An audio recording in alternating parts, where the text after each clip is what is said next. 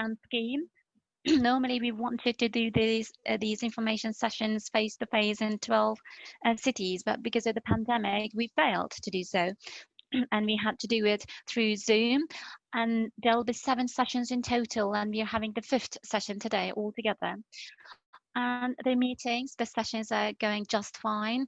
We are having approximately over 100 participants in each session, and it looks like we're going to have a very nice grant scheme altogether. We are very good grant scheme together with the members of the team. We really like this topic of climate change adaptation grant scheme, and normally we are supporting activities in Turkey when it comes to the enabling the environment. So looking at the total number of participants, we have 266 registered participants today. And of 266, we have 143 women as opposed to 123 men among us today.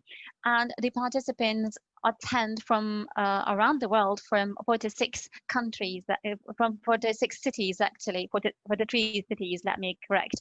And there is simultaneous interpretation as we go, because we have colleagues from the European countries. We would like to welcome them deeply. And we have colleagues and guests from different cities, as I said before. So we have foreign guests coming from a variety of countries, including Austria, Belgium, Portugal, Germany, UK, Spain, Italy, and Croatia. We have registered guests among us today. Let them welcome them all. And in Turkey, we have participants from 43 cities, representing their institutions and organizations and themselves. And before we move on with the opening speeches, let me introduce you to the agenda ahead of us today. We're going to have the opening speeches first, then there will be a presentation to introduce the grant scheme to you all after a family photo, actually. And then in that presentation, we're going to talk about the priorities of the grant scheme, what you need to pay attention to when potentially applying to the scheme. The detailed presentation will be there, which will be followed by the questions and answers. And in the question and answer session, you can duly pose your questions, or you can use the chat box and type your questions in the relevant section as announced earlier, or you can wait for the end of the presentations and pose your questions at the end of the presentations, because most probably during the presentations your questions will be answered. A big majority of them will be answered, will have been answered. And in the afternoon we're going to have a presentation about how to prepare your application for the grant scheme. So you will be duly introduced to the facts about how you can apply for the project, how you can formulate the concept note or the full project, and what will be the scoring involved in the evaluation. This will be the topic of the afternoon. Then gender mainstreaming will be another item on the agenda, which is an important topic of the theme of the scheme actually. So UNDP team will be taking over for the gender presentation, followed by the Q&A and the closing session. I'd like to give the floor to UNDP Environment Climate Portfolio Manager Nouri to make the first opening speech. Mr. Nouri, the floor is yours for the first opening speech, sir. Thank you very much, Mr. Omar. Thank you very much. Good morning to you all. First of all, let me extend my condolences to the people who lost their beloved ones in the terrible disaster happened in Izmir. Our hearts go out to them.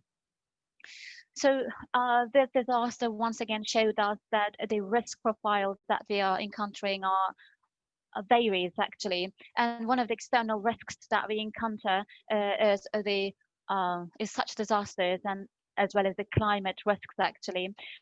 So in UNDP, United Nations Development Programme, we do a number of activities for the climate risks. And we do those activities within the framework of 17 goals of the SDG agenda.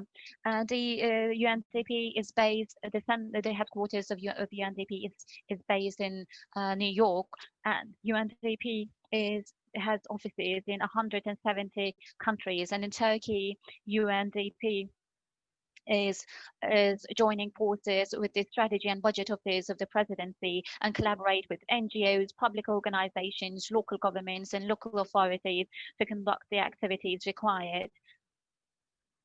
And today we are gathered together within the framework of the project called Strengthening Climate Change Adaptation Activities in Turkey.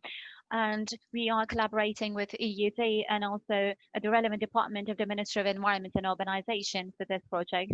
And at the same time, we have another campaign called We Are Climate, and we are going to change that we do jointly with the Ministry of Environment and Urbanization. And we kicked off that project with the participation of the Minister of Environment, as well as the mayor of the Metropolitan Municipality of Gaziantep, Ms. Fatma. And we are providing technical support to this project, to this very project. And this project is composed of 3 components. And in one of the components, we have this grant scheme. And in the grant scheme component, we provide technical support to the presentation, to the applications, preparation of the applications for the grant scheme. But IPA unit will be the focal person for the contracting. Actually, under the guidance of the IPA unit, we are going to continue our collaboration under this scheme and under this project.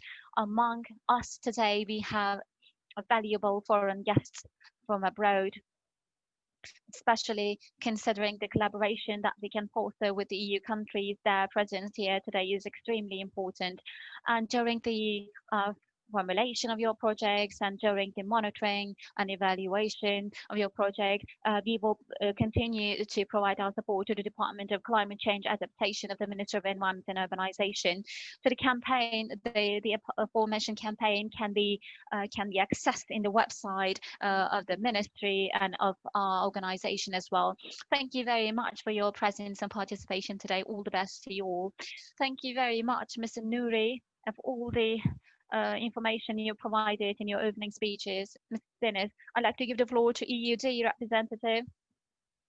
The sectoral manager for climate change, Mr. Alper, will kindly take the floor to make the opening speech. The floor is yours, sir.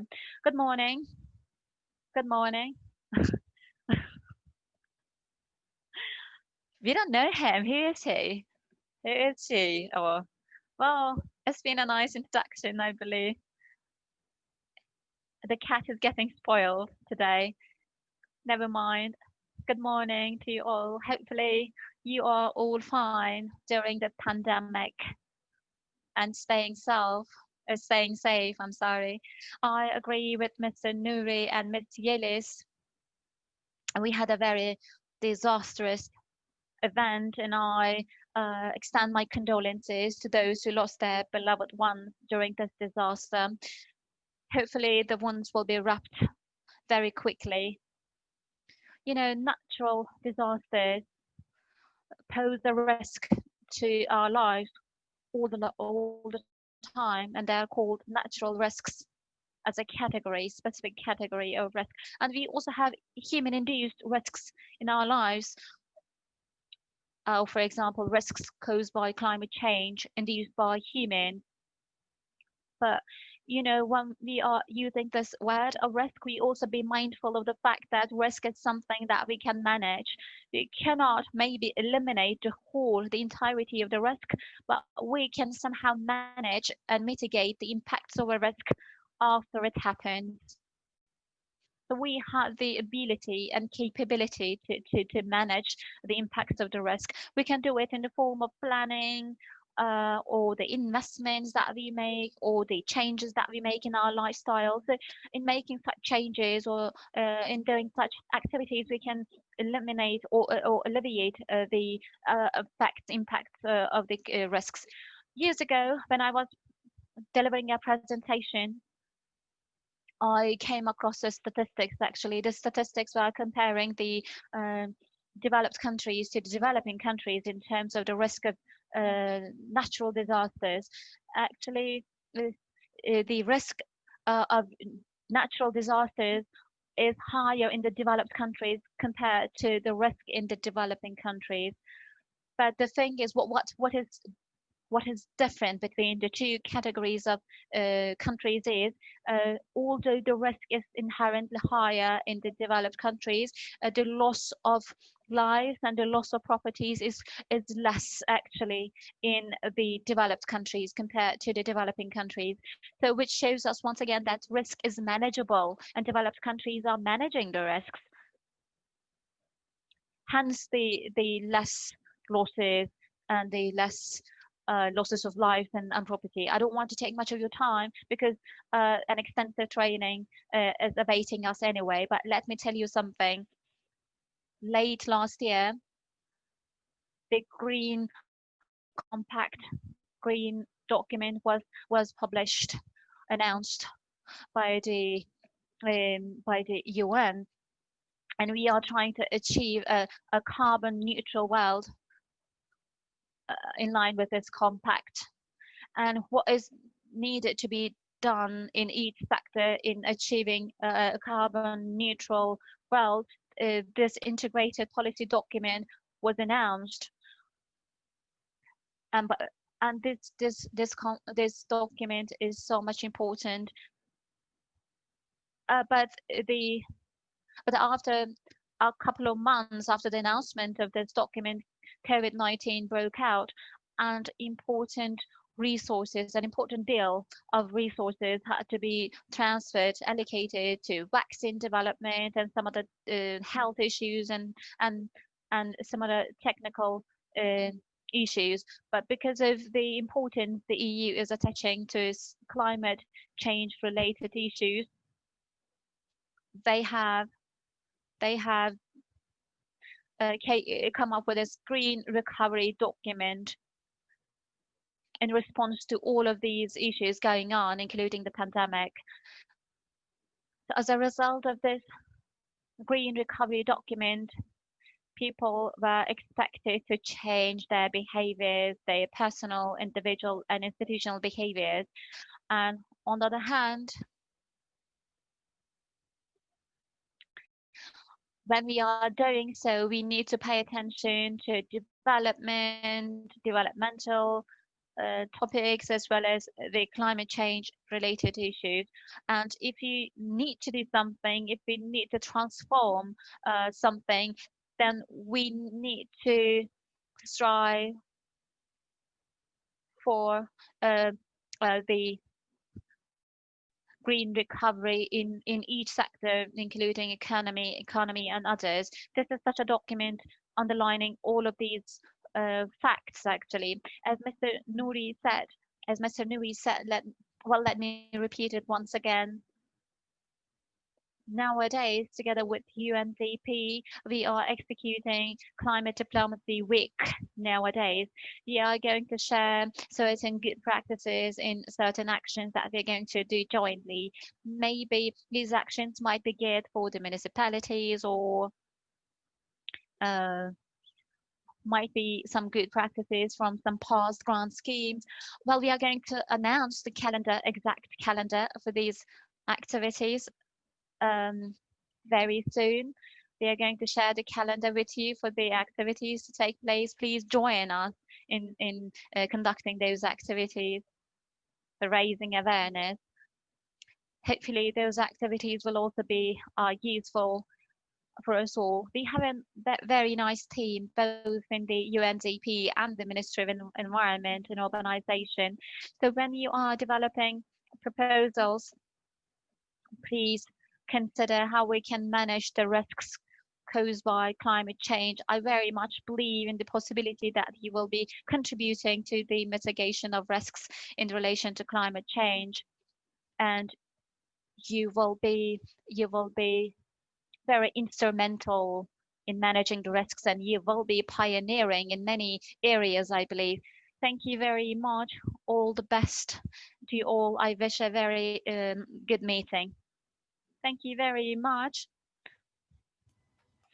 for Thank you, all Mr. the Alper, for nice all speech the and for the information remarks that and you have introduction. That was provided. a nice We are introduction. ambitious in our team, We're actually. We really believe in ambitious our about the team next when it year comes to regarding grants and when it the comes to climate climate change change. and We regarding have the one of the grant. best We have a teams very qualified team of in the experts. ministry So and this is in the also the case in the UNDP side ministry. as All well. these I experts and very much colleagues and believe that we are co-workers going will to be a have a part of a very nice beautiful grant grant scheme program, and and it will project in be an general. example And we will do for our both best for Turkish this grant context scheme to and the be one European of the context, and we will do example our for the best in world. order to make this So possible. Now, now Şimdi sözü Çevre Şehircilik Bakanlığı, Avrupa Birliği ve Dış İlişkiler Genel Müdürümüz Sayın Bülent Ünce'ye veriyorum. Buyurun Genel Müdürüm. Thank you very much, Ömer. First of all, let me welcome all the participants, all the guests, and our colleagues, 142 colleagues of ours. Welcome, all of you. This is such a nice meeting because we have the representatives of the local authorities, organizations, NGOs, and we are currently going through some days during which we have been trying to come up with solutions to financial problems. But today we have been gathered together to discuss an important grant support by the European Union. And the European Union is kindly and generously supporting us with this grant, and I'd like to address all of you with this in mind. As I said before, this is a European Union project covered by IPA-II assistance for pre-accession assistance, and it is a capacity building project. It is a very nice project kicked off last year, and it has two important objectives. And one of the objectives of the project is to achieve climate change adaptation in the organizations, institutions, authorities. So we are gathered together within the framework of such a project objective, and currently we are conducting the first information session. I think very soon some more people will be joining us, and the number of participants will go up to 200. I think this number is quite significant, especially for the first meeting, for the first session. As far as I see, we have people from the local authorities, public organizations, universities, and we have also foreign guests of ours. He will be learning from this session and going back to their offices and contribute to the work in their offices. And we will be collecting proposals for projects from your side by 30th of November. I don't want to go into details of the grant support because my colleagues already covered a number of issues, and you will hear a lot more from my colleagues throughout the day. Maybe this one day meeting was a bit challenging on your side because you had to put aside your other businesses to be able to attend this meeting, but really attendance is of great importance for all of your questions to be covered duly. Both Alper and Ömer summarized this topic very well. Thank you very much, both of you. But distinguished colleagues, this topic, this climate change adaptation, requires a shift in mentality on all of us. And the world has been hosting important, very interesting threats and bottlenecks recently, and we have come to discuss about extinction of species today, many species. And when it comes to climate and climate change in general, we have engaged in lots of discussions about what to do about climate change. But on the other hand, unfortunately, we have come across a very significant pandemic that broke out at the beginning of 2020. We have cases, huge number of cases from each country because the pandemic spared no country. We have to do something about it, but we have to lead a normal life on the other hand. That is why climate is an area of work which requires collaboration and which requires multidimensional and multi-sectoral approach. It requires changes to our lifestyles. It requires changes to our behaviors. It requires changes in our formal way of doing works as well. This is why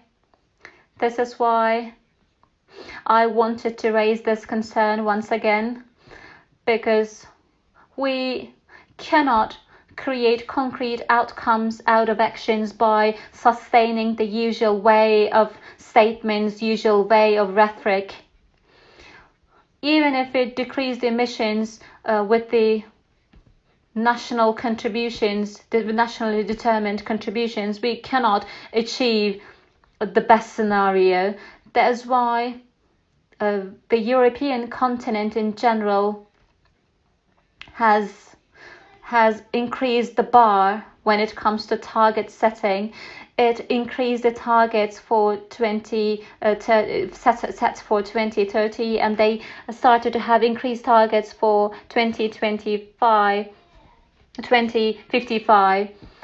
They are now considering a carbon neutral continent. This is one side of it. The other side is we have to consider sustainability in every aspect of life, including transportation, production, manufacturing, even the public health. In each and every sector that affects our life, we need to do a mentality shift. We need to change the ways that we have been doing things.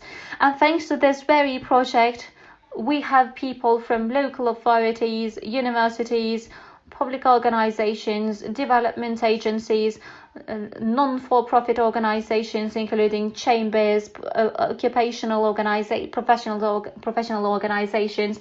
They have been acting as our partners and stakeholders, and we will be collecting project proposals from their side. First of all, they'll be submitting a concept note for the call for proposals, and then after the selection, they are going to submit full project proposals, full project applications. So maybe this project which brought us together might be considered a model project for your side, for your project proposals. And this way we will be expecting from your side to come up with proposals which will contribute to the development in the area of climate change adaptability in general.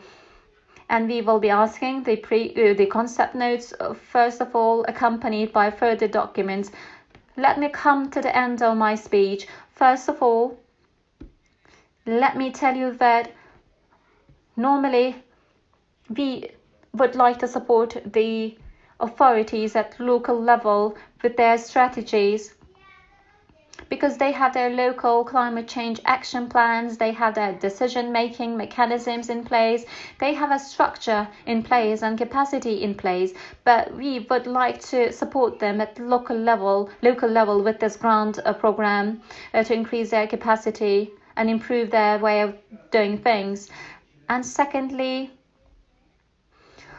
water scarcity, the wildfires, floods and extreme weather events, about all of them, some modeling and notification mechanisms, alarm mechanisms and risk mitigation mechanisms will be required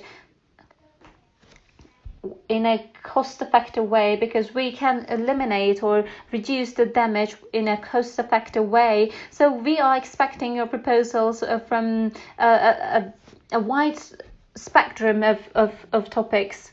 And climate change is sparing no sector. So tourism, public health, energy, and many other sectors are covered by this grant program. We would like to achieve climate change adaptation in all of these sectors, and we would like to lead a life without carbon. We would like to achieve a carbon neutral life. So we're asking you, what can we do about it? And waiting for your proposals accordingly, so that we can be prepared for all the potential impacts of climate change.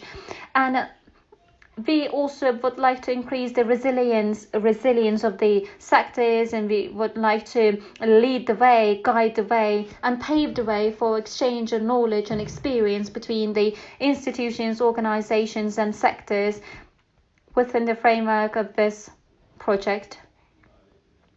And there will be 7 information sessions in total. Next week there will be 3 more sessions, and please attend this session, and you can attend the next sessions as well if you get registered.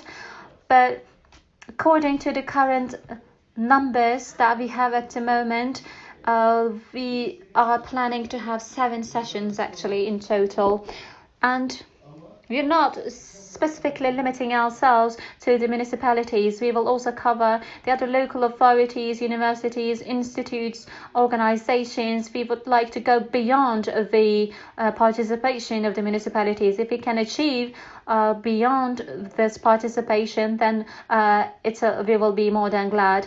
I wish a very successful training information session to you all. Please feel free to ask your questions, pose your questions. You will be typing your questions in the chat box, and Ömer and my colleagues will be collecting those questions from your side, and we will be answering your questions accordingly. Welcome once again. Please come up with very nice project proposals, very nice concept notes, and help us achieve the nationally set targets when it comes to climate change adaptation. Let us see brighter days thanks to your support. Thank you very much for the kind attention and contribution.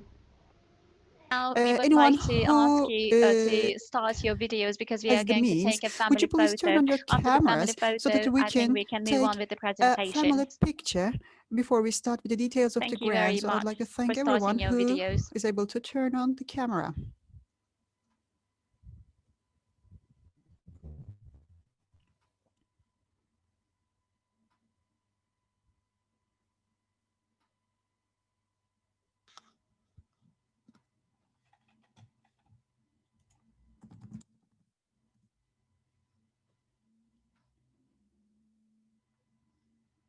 Okay, the technical team, is it enough?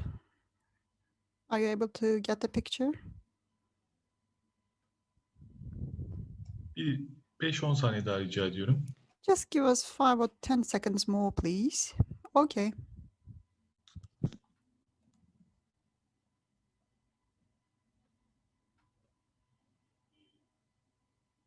Tamamdır, fotoğrafları aldık. Thank you. We got the pictures. Thank you very much. Okay, then I will share my screen now and start with the presentation.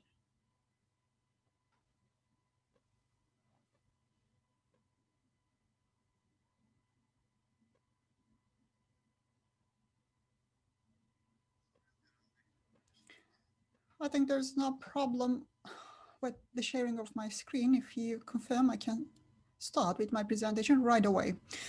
As I mentioned in the introduction part, we are having the 5th information meeting today. We have already had 4 of them, and the 4th one took place on Friday. And in fact, we encountered and experienced the earthquake live during our event, unfortunately. And I agree with the wishes and share the wishes of all the speakers in the introduction session. I wish the God's mercies for those who lost their lives, and I wish everyone a quick recovery. Now, I'd like to talk about the framework of grant program now. First, the institutional framework, the Ministry of Urbanization and Environment, DG for Environmental Management, and the Department of Climate Change Adaptation is the beneficiary of the operation. The ministry, the DG for EU Affairs and Foreign Relations, in fact, is the contracting authority for the projects. So UNDP Turkey is the entity who is going to provide the technical support for the successful execution and termination and conclusion of the grant program and the operation. And there's also the EU delegation to Turkey, which is going to play the role of monitoring and auditing for the execution and sustainability of the grant program in accordance with the EU rule. You know, the budget is financed by the EU and the Republic of Turkey. Now I'd like to talk about the program objectives, but before I start with the objectives, let me give you a reminder. You will see many words in English here. As I said before, there are participants from the EU zone already, and the program will be totally in English. The applications will be in English. The correspondence will be exchanged in English. So to the possible extent, I wanted to introduce the English technical terminology here so that you can familiarize yourself. And let's start with the objectives now.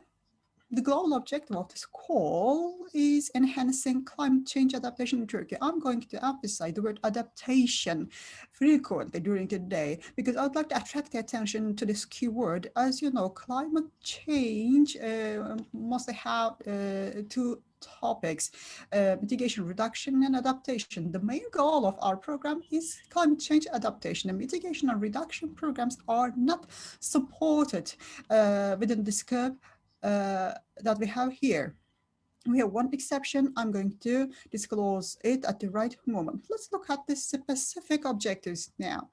Improve resilience of the communities and cities. Protect and conserve natural resources and ecosystems, and enhance adaptation capacity of vulnerable economies. These are specific objectives that we have. The program has 4 main priorities. This is one of the most important parts, because the projects and actions you will be writing and drafting has to focus at least one of these 4 priorities. Also, the projects have to include some group of activities to improve the awareness and knowledge of the community. The first priority is related to the development of action plans and strategies for local climate context. I said we had one exception. It is here. So here, your action plans can include either climate change adaptation only or mitigation, reduction, and adaptation. And we have an or here, that is decision-making tools preparation. So it may include modeling, impact analysis, and similar platforms. I will try not to give too many details for you because we'd like to not guide you or channel you or tunnel you to a specific address. So we're going to give these kinds of examples for your information. The second priority is avoidance of climate change related risks. For example, water scarcity, drought, wood fire, flood, extreme weather conditions, and similar risks. Avoidance and mitigation of these risks may be the topic of your project proposals. The third priority is related to increased resilience of sectors which are affected and impacted by climate change. And which are these sectors, you might ask? These sectors are already defined in our guideline in section 214. And as we proceed, I'm going to explain the details of this item. The fourth priority is related to creation of innovative technologies and systems for climate change adaptation. This is extremely important because this is also a priority for EU when you look at its climate policy. So this is the fourth priority that we have. And when you are creating these technologies and systems, the purpose should be improved climate adaptation information and experience between the entities and cities in Turkey and or in EU. Again, let me highlight. You need to pick up one of these priorities as your main theme, and all of the projects that are proposed has to contribute to the knowledge of the community, has contribute to the awareness of the community, and your projects should include a group of actions and activities, not a single one, a group of them, and they should be specific to climate change adaptation. Grant amount. The total budget is 6.8 million euro. We have two lots. The budget for the first lot is 2.5 million euro, and the budget for the second lot is 4.3 million euro. And in the first lot, the grant amount is in the range of 50,000 and 150,000 euro. So for your application, the budget may be minimum 50,000 and maximum 150,000 euro. And you should request or claim minimum 50%, maximum 90% of the project budget. So if it is a project proposal for 100,000 euro, then maximum 90,000 euro and minimum 50,000 euro may be demanded and requested. For lot 2, the total amount of grant to be disbursed is 4.3 euro. And the range of the grant is from 150,000 euro to 450,000 euro. Again, minimum 50%, maximum 90% can be claimed. And what does that mean? If you are a municipality, just giving an example, you may be another entity or an organization, you can design even a bigger project, and you can design a bigger project. It may be a 450,000 euro project. You can ask for 90% of this, or you can just have a project of 900,000 euro and you can ask for 50% of it, which is again 450,000 euro. That's up to you. Now, I'd like to talk about the eligibility criteria. First, we will talk about the eligibility of applications, then actions, and then the costs. Let's start with the eligibility criteria for applicants. All of them have to be legal persons, legal entities. So this program is not open to natural persons, but legal entities. All of these legal entities should be non-profit. And the entity has to be founded and based in EU member states, in Turkey, or as an eligible country as it is described in IPA regulation. So co-applicants and also affiliated entities, they have to be directly responsible for the management of the project. And they will not be acting as intermediaries. They will not be awarded with the contract and transfer and assign this project. No. For lot 1, who can apply? First, NGOs. You know, the definition is a very broad definition. It includes the associations, foundations, and other civil organizations. Municipalities can also apply. As you know, the concept of municipality is also a broad one. Metropolitan municipalities, urban municipalities, district municipalities can apply. So the municipalities term cover them all. Local governments can apply for lot 1 as well. And in lot 1, what are those local governments? Let me define. So the provincial administrative units of public institutions and organizations, for example, regional directors, provincial directors, special provincial administrations, provincial governments, and similar institutions can apply for lot 1. Universities, research institutes and centers can be applicants as well. Here, universities can be public universities, private universities, development agencies can apply, and also non-profit unions, cooperative societies, trade unions can apply. At local level, business and private sector representative entities can apply. For example, chambers, professional organizations, and other similar entities. They can all apply to Lot 1. Speaking for Lot 2, who are the applicants? You see the short, the list is shorter here. Again, we have the municipalities covering all the municipalities, local governments, again, the same sublist for the local governments, the regional or provincial directors, special provincial administrations and provincial governments, again, the universities, they can apply for Lot 2. Let me emphasize here, all applicants, they can apply singly. They don't have to apply together with a co-applicant. So an entity can apply alone and singly. But we have one requirement that has its origins in the guideline. If the applicant is from the EU, then one co-applicant from Turkey has to be there. It means if there's going to be a project application from EU, then you need to find a partner from Turkey for yourself. So when you are proposing a project with a co-applicant, with a partner, then we recommend that do your planning in advance. And if necessary, sign a protocol between the two entities. That is strongly recommended. Co-applicants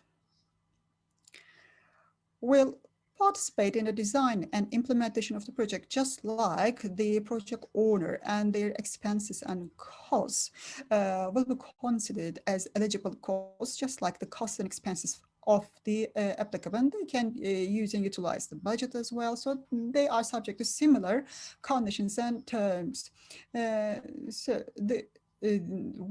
We have on one side a lead applicant, and on the other side we have the co-applicant.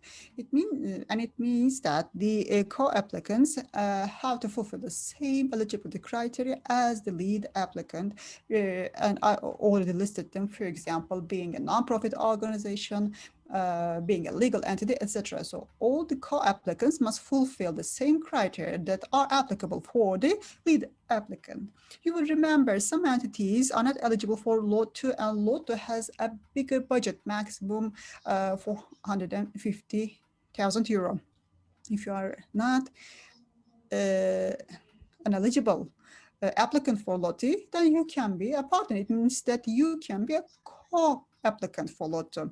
NGOs, professional organizations, for example, bar associations, employees, union and trade unions, they can all apply, and also nonprofit unions and cooperatives can apply to Lot 2 as a co-applicant.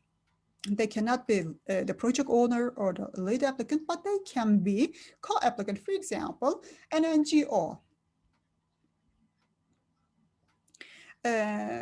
may prefer not benefiting from the 50,000 in Lot 1, but it may want to have a bigger scale project that is as big as 450,000 euro, then it can partner with a university.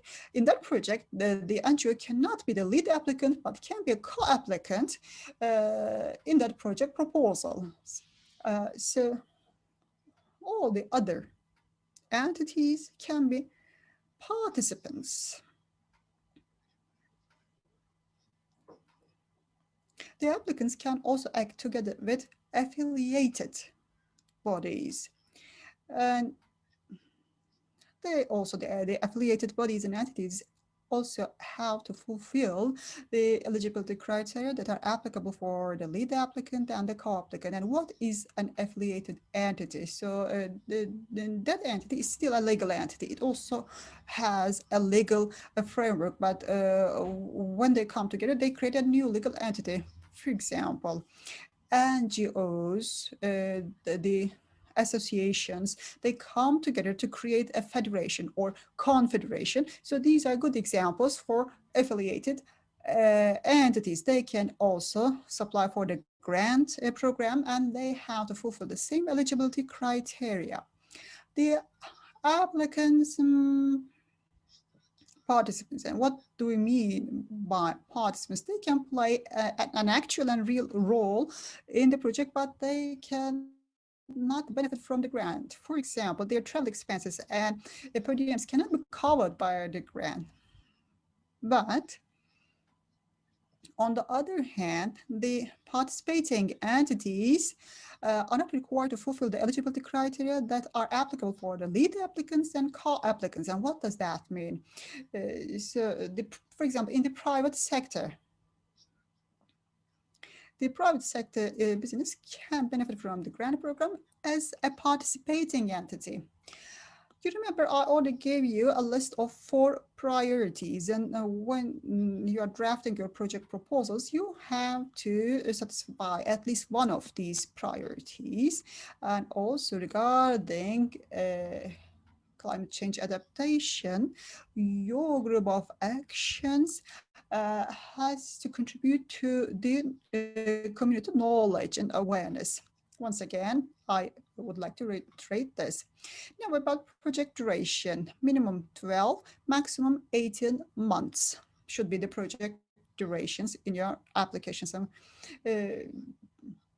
you cannot propose a project with a duration of 6 months or 8 months or 11 months, or that is a reason for rejection, or your proposed project cannot be longer than 18 months. That is the most important factor. The theme is climate change adaptation. I will keep reiterating this. And we expect your project proposals to be related to climate change adaptation. What about the sectors? You know, the third priority is related to sectors and improve and enhance resilience in sectors. And we have a diversified list of sectors. You know, climate change is a horizontal theme and refers to all the sectors from both the EU and from the Turkish policies and strategies. We compiled a list, and at the very end of this paragraph, we wrote something which is all other related sectors. So if in your proposal you think of a different sector, and if you can really justify it in terms of the relation with the climate change, then it may be acceptable. Now, what are the sectors written in the guideline? Public health, transportation, energy, industry, tourism, cultural heritage, water resources management, agriculture and aquaculture, livestock and food security, ecosystem services, biological diversity and forestry, natural disaster risk management, waste and wastewater management, urban planning, urban infrastructure, buildings, finance, insurance, education, communication, and as I said before, all other related sectors. They will be considered within the list of eligible sectors. The project implementation location is Turkey. However, if certain actions are executed properly, then in certain countries, in appropriate countries, some actions can be implemented, but they should not be the major part or majority of the total actions.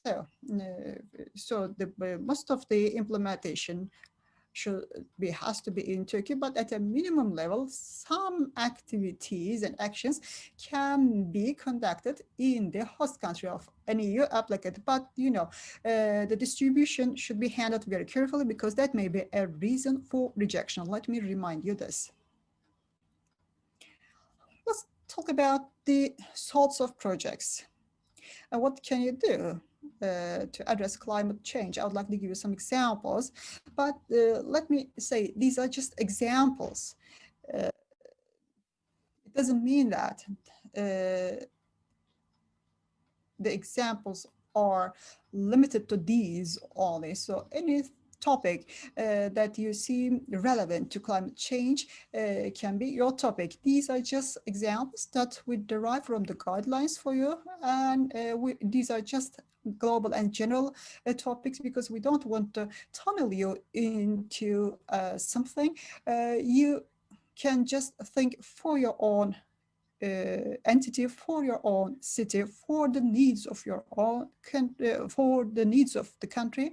So we expect those kinds of projects from you. That's why we don't want to do any tunneling.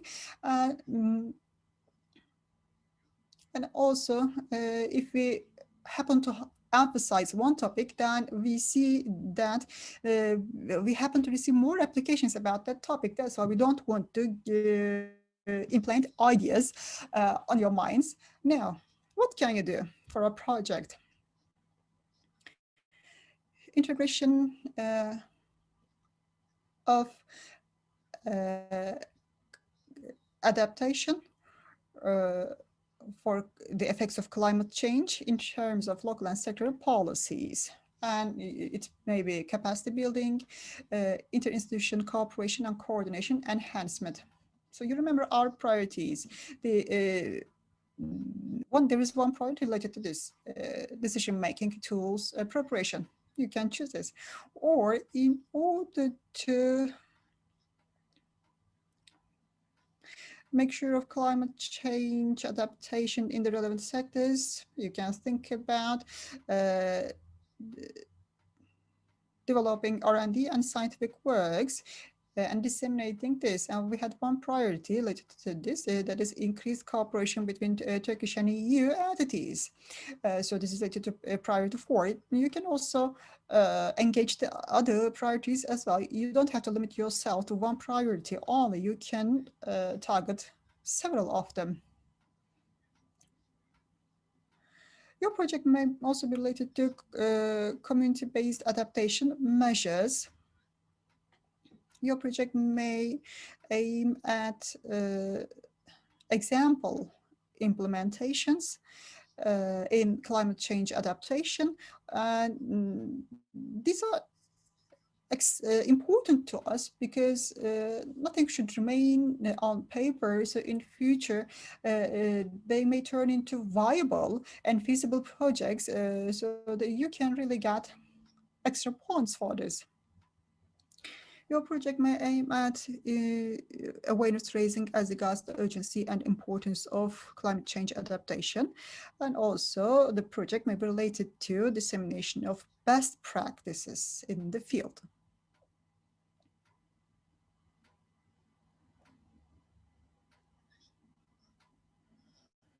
For the management of natural disasters originating from climate change, in order to identify the threats and risks in this regard, you may aim at improving the response mechanisms. And your project may also aim at mitigating the disaster risks.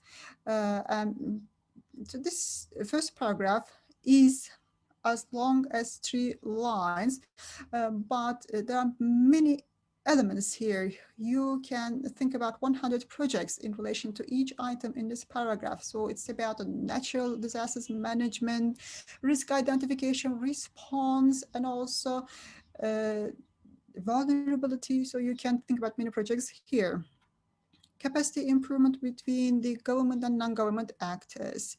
And also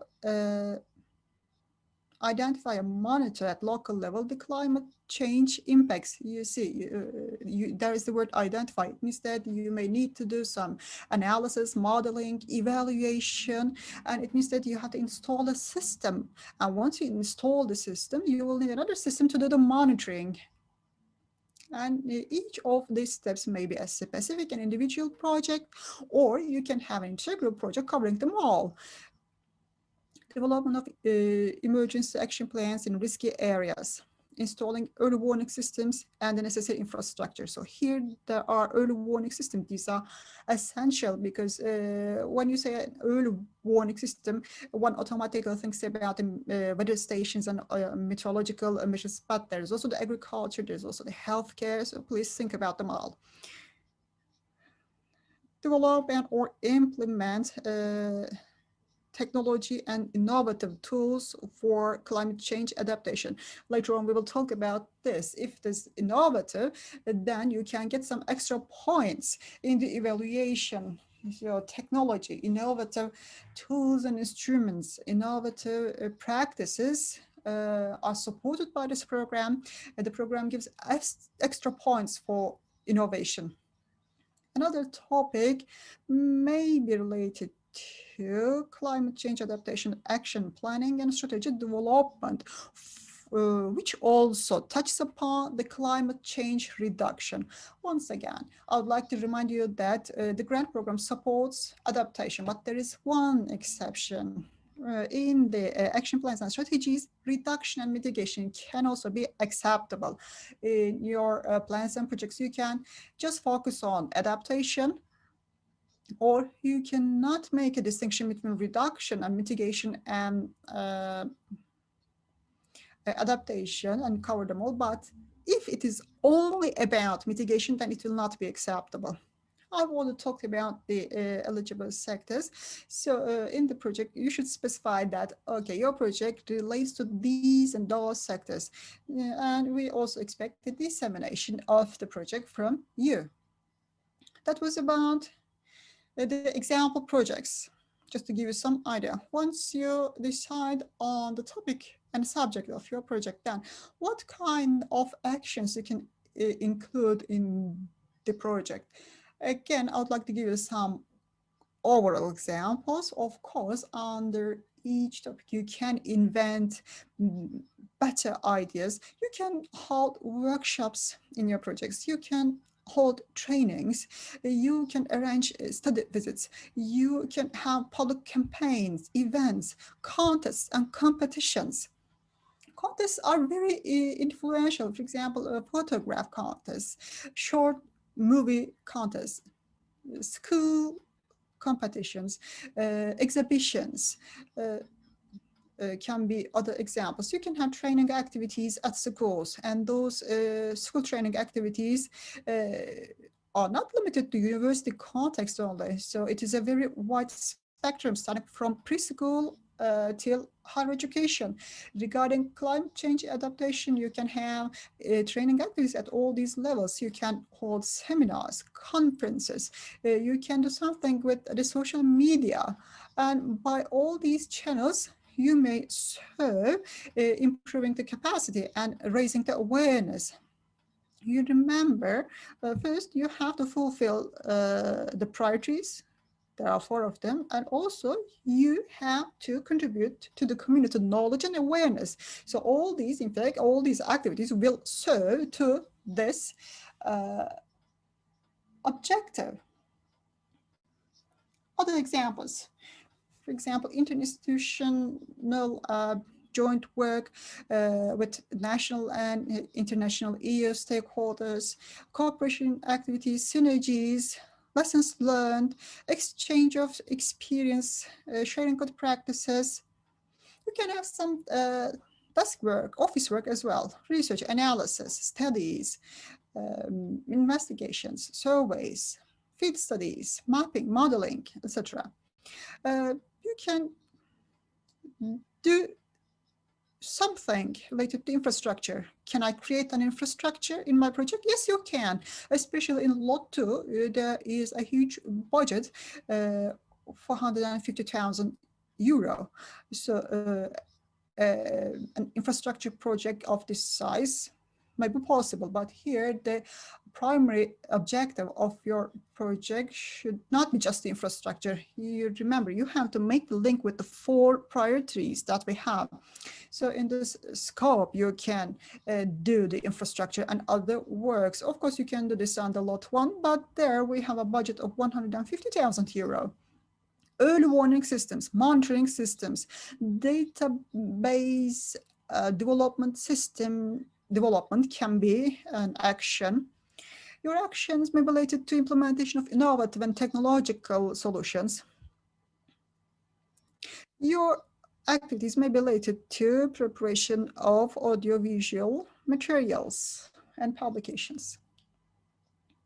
Regarding the project eligibility, there are some points I would like to attract your attention about. In all projects, we attach importance to gender equality and equal opportunities, and we expect you to attach importance to these as well. And also there are added value items and cross-cutting issues. These are innovative, good practices, and sustainable results. We expect you to include these and cover these in your projects. In the afternoon, our experts will talk about this. If you include them and if you do some setup covering them all, then during the evaluation stage, you are going to get extra points. It means that your project will be ranking higher in the list. So gender equality, equal opportunities, innovative, good practices, sustainability, these are important elements that we expect you to think about and to include in your projects. So, and we expect all the project applications to be authentic and original. Frankly speaking, we don't want to receive copy-paste projects. So your project is your project. So the project that you are drafting is your project. So you should keep it to yourself. If you share and disclose to others, maybe they will just change the title and apply with the same text. Of course, you will have partners, you will have a working team, you can share it with those people, but please do not let your project to be disseminated to everywhere. If the projects are all the same, then that can be a reason for rejection. So the examples that I have given so far are very general. But you may say that, okay, we don't know much about climate change and what is really what is it really about, and what are the useful resources that we can use, what are the sources recommended. I can just open up on this topic a bit when I'm coming close to the end of my part. So the EU has a climate change strategy and action plan, and also we have a national climate change adaptation plan and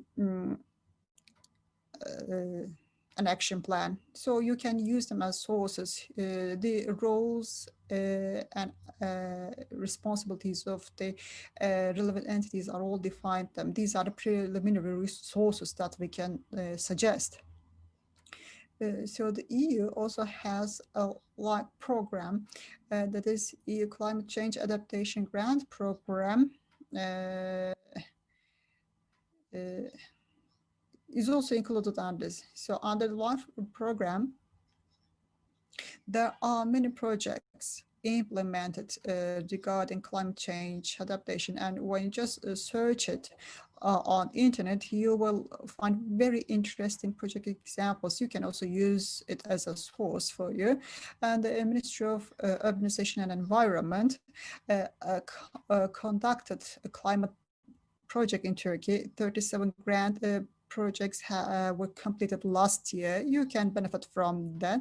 So iklimim.org is the website where you can find these examples. In fact, the projects there in that scope included some mitigation projects as well. Please be careful.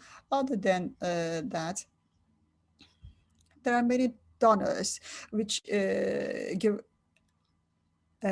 grants for the climate change. There is, for example, the Green Climate Fund. That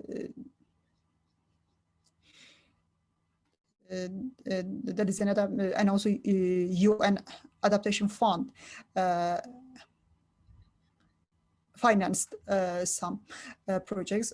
Horizon 2020 was an important scope for many example projects. You can just do some research. I'm just trying to draw you a framework. Of course, my examples are not the exhaustive list, so you can just benefit from the sources that I have been talking about in order to get some ideas about the projects, and there are many resources that you can easily access. Okay, this is the last part, a very general question.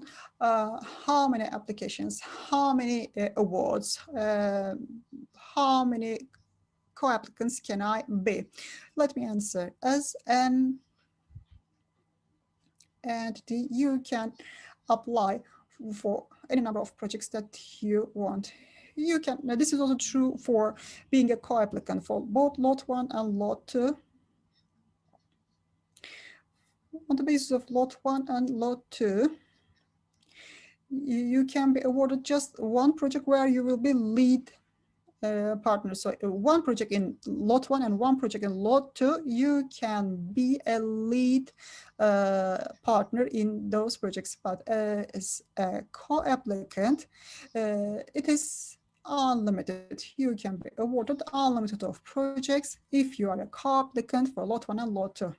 But I always emphasize it doesn't matter that you submit many applications. It's important that you submit qualified applications. So if you apply more, it doesn't mean that you will get more projects. Maybe all of your applications are poor in quality and maybe you will not be awarded in a contract. So please be careful that your projects are qualified. Please take into consideration the needs and requirements. Please let your projects be innovative and sustainable. Rather than the number, please pay attention to quality. And also please think in the following way. Okay, at that moment, you're applying for a project and you got the award as a lead, and in the other, you got awarded as a co-applicant, and you are also awarded in other projects as well. But maybe your entity does not have the capacity to execute them all. Maybe you don't have the human resources. Maybe you don't have the technical know-how, and you are in a position that you cannot execute them all, even if you are awarded them all. Then again, we do not recommend that you apply in many occasions. So you can be a co-applicant in that project, you can be a lead in another project, and please think in an integrated way.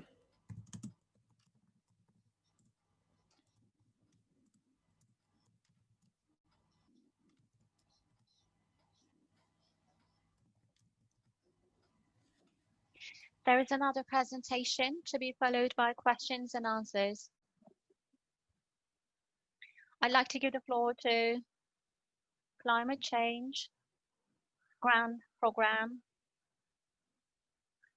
Senior Grant Officer Barış to talk about the eligibility of the coast. Mr. Barış, the floor is yours.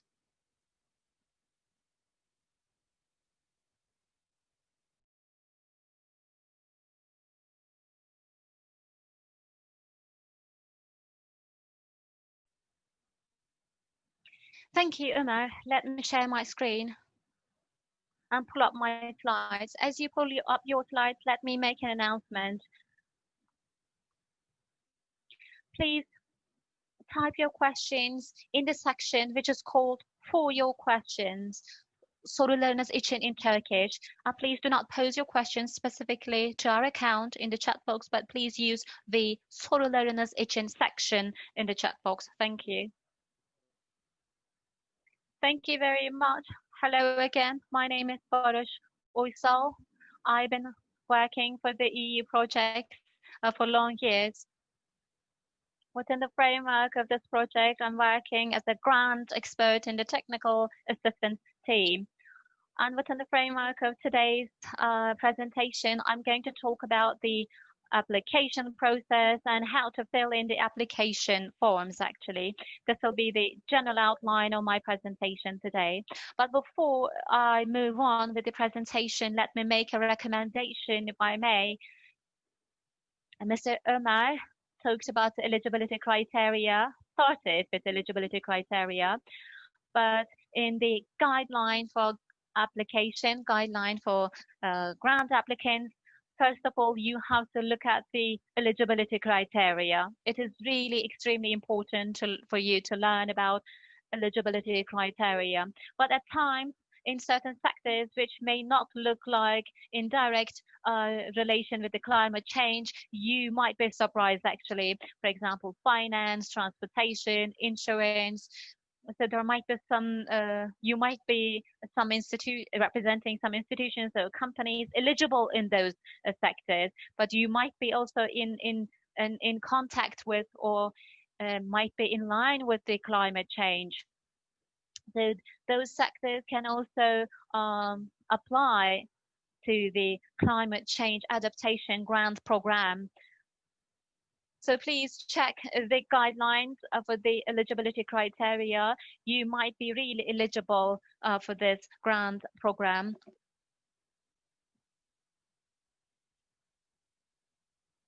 Mr. Omar covered the first two headings of eligibility, eligibility of applicants and eligibility of the actions, were the topics of his presentation. The third criterion of eligibility would be the eligibility of the cost, eligible cost, in other words. What do we mean by eligible cost? There are certain costs that you can incur eligibly in your action, and some of the costs will not be considered eligible, for example. So I'll be talking about the eligibility of cost in my presentation for starters. First of all, before we define the eligible criteria, let me talk about some general information when it comes to eligibility of the cost. First of all, for a cost to be considered eligible cost, that cost should be incurred within the duration of the project. For example, when you are formulating the project, you might have incurred certain costs. Before the project proposal has been funded, you might have incurred certain costs. That cost is not eligible, unfortunately. No, the cost incurred before the start of the project will not be considered eligible. This is number one. And secondly, the cost that you are going to incur and the cost that you're going to declare after the end of the project will not be considered eligible again. Well, in the afternoon, we are going to show you a very detailed budget document. You are not expected to give a detailed budget document during the concept note application, but during the full application, you're supposed to give this detailed budget document actually. And for the eligibility of your cost, you have to state the figures in that budget table that they are going to share with you in the afternoon. And the cost for it to be eligible, it has to be in direct relation with the activities of your action, and the cost needs to be definable and verifiable.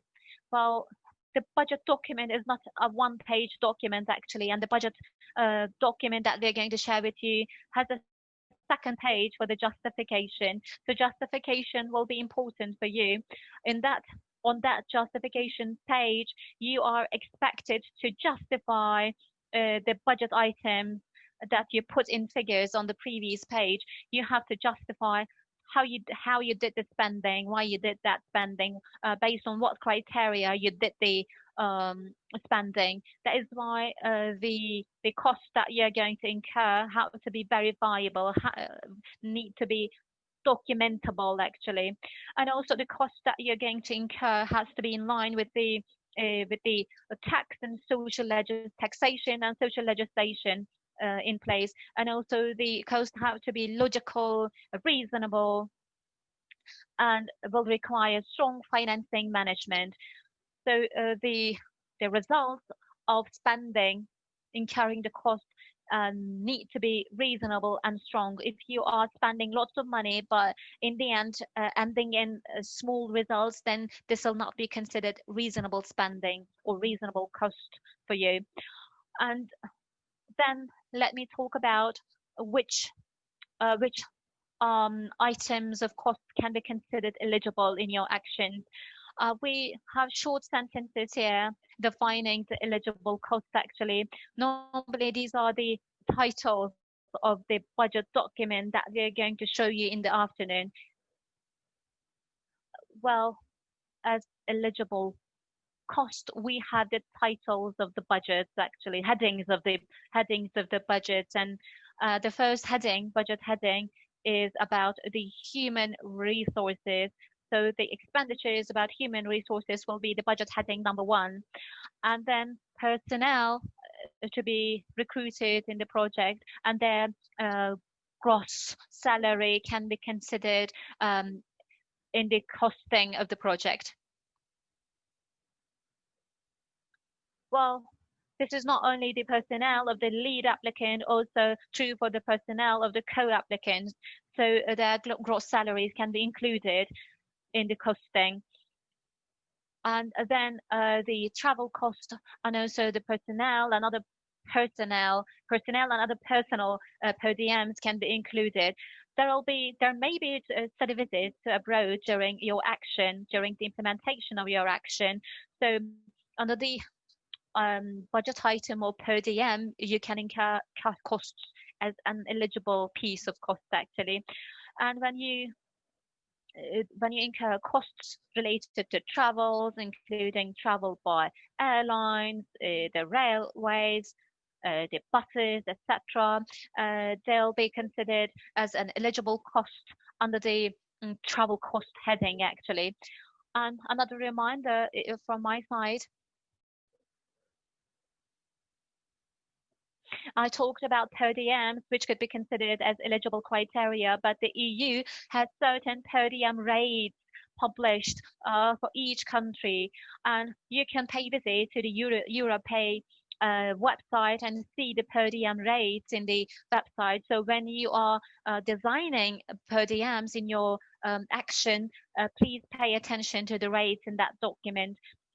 Well, you might have missed things in my presentation, so you can always go back to the website and check the per diem rates actually.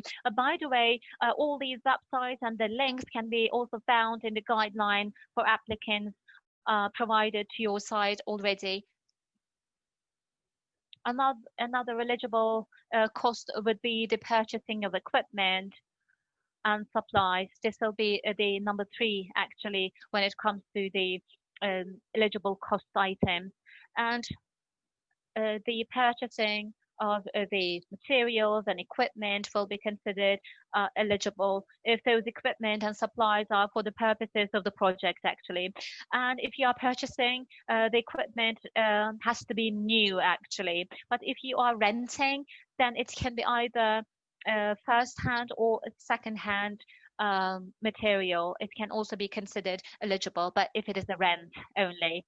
And number 4 heading would be consumable, cost incurred for consumables. When we say consumables, we do not specifically talk about the stationery actually. You may be renting a project office. This is also covered under this heading, as well as vehicle rentals. If you're renting vehicles for your project purposes, again, the expenditures can be covered under this one. The electricity bills, water bills of your office, project office, can be considered eligible cost in your action, specific action. Budget heading number 5 can cover a variety of items actually. So if you have subcontractors, so their costs, some of their costs can be considered eligible under this heading. What do I mean? Maybe publications, printings, some evaluation report drafting, interpretation and translation work, seminar organization, kickoff and opening or closing meeting organizations. All of them, the cost of all of them can be covered under the heading number 5. And then again, under the heading number 5, you can also cover the cost of visibility. This project is financed by the Republic of Turkey and the European Union, so you have to do some visibility materials and activities. You might be printing some visibility materials, or you might be organizing certain events for visibility purposes. So these can be covered under heading number 5 as eligible costs actually. And under this heading, there was this in the past there was this supervision and audit cost, but now in this call for proposals, the verification of expenditures and external audit will be done by the contracting authority. So this cost will not be incurred as eligible by your side. No, not this time. And so far we talked about some specific headings and eligible costs actually, but there are 2 other budget headings that we need to discuss in this respect. The first one is contingency reserve, and the other one is the overheads, administrative overheads. Why do we have these 2 budget headings? contingency reserve, and the overhead. Because we have them because there might be some unforeseen costs which might have to be incurred during the project execution, action execution, but you may not foresee them in the first place during the formulation of the project. That is why you're allowed to put in 2 extra headings, including contingency reserve and also the administrative costs or overheads, administrative cost, in other words. Contingent reserve can go up to 5% of the budget, overall budget, and administrative cost can go up to a maximum 7% of the overall cost. If you have a budget of 100,000 euros, then 5,000 euros can be the maximum amount for the contingency reserve. But the 7,000 euros can be the maximum amount for the administrative cost in your project, in your actions, in other words. Well, let's say that these two items are there, but why are they separate headings, you might ask? Because contingency reserve, this contingency reserve can be spent only after getting permission of the contracting authority. But about administrative cost, you can spend it without the permission of the contracting authority, but you have to have your documents which you might have to use to verify your cost later. That is why there are 2 separate headings actually, namely administrative cost and the contingency reserve. One requires previous and prior permission from the contracting authority, the other one not. Well, so far we talked about the eligibility, but what about the ineligible cost? I think we need to talk about ineligible costs as well. First of all, we need to talk about the debt and debt service charges. These will be ineligible costs. And also the provisions for losses and potential future liabilities will be considered ineligible costs in your actions. And then if there is an activity that is already funded by another fund, by another project or working program, including EDF, it means that this is a duplicate application for grant, so this will be considered ineligible cost. And also purchasing of a current building or land will not be considered ineligible. It will not be considered eligible criteria. But if you have to purchase a building or a piece of land, and if you can justify it for the execution of an activity in your action, then you can go for it. But this is not recommended. So purchasing of a building or a piece of land is not recommended unless it is absolutely a must. For you, normally there has to be a certain budget in your hands, and if you purchase a building or a land, you may run into the trouble of being short of budget. So you might also be disadvantages in this respect. So please pay attention. Purchasing of buildings or land is not recommended and most probably will not be considered as eligible cost. And also the damages which might be incurred because of the changes in the foreign exchange, these are also ineligible costs. For you not to incur such damages caused by foreign exchange volatility, please do all the purchases and spending in euros. This is recommended extensively. But there is a rule that you have to pay attention to in this respect, with the law on the protection of Turkish lira, which was enacted recently. Human resources contracts and the rental contracts have to be in Turkish liras, but all the rest can be in euros. This way you can save yourself from a potential loss because of the volatility of the foreign exchange. And in applying EU projects, you are exempted from certain taxes. After you sign a grant contract with the authority, then you go and apply for exemption of taxation as an EU project executor. So this way, the customs and importation or similar taxation will not be applied to your side, and you'll be exempted from these types of taxes. So you should not be including them in your project budget document as a cost, actually, because you're exempt anyway. And also the financial, the fines, administrative fines, monetary fines, financial punishments, and the court cost will also be considered ineligible. Operating costs will be ineligible. The purchasing of the second-hand equipment will be ineligible. The bank cost, the collateral, the guarantee cost, and also similar expenditures will be considered ineligible. What about contributions in kind? Let me give you an example about contributions in kind. You might have a office in place that you use already, or a vehicle in place that you use already. You might contribute them to the project in kind, but you cannot rent out your available office or vehicle to the project.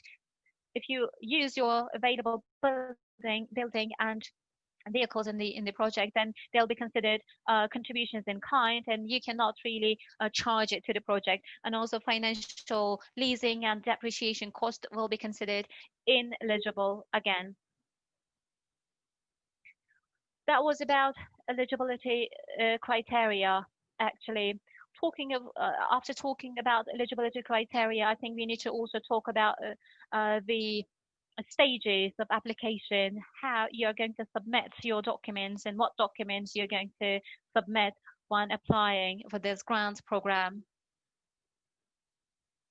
This is a restricted call for proposal, which means that there will be a two-stage call for proposals. In the first call, you're going to submit a concept note. Currently, we are in the stage of announcing the call for proposals. We are having the information sessions as we are having today for the purpose, actually, for announcing the call for proposals. And we have a deadline actually for the submission. So by then you have to submit your concept note before the deadline, on the deadline, the latest. And then the evaluation will be done on your concept note.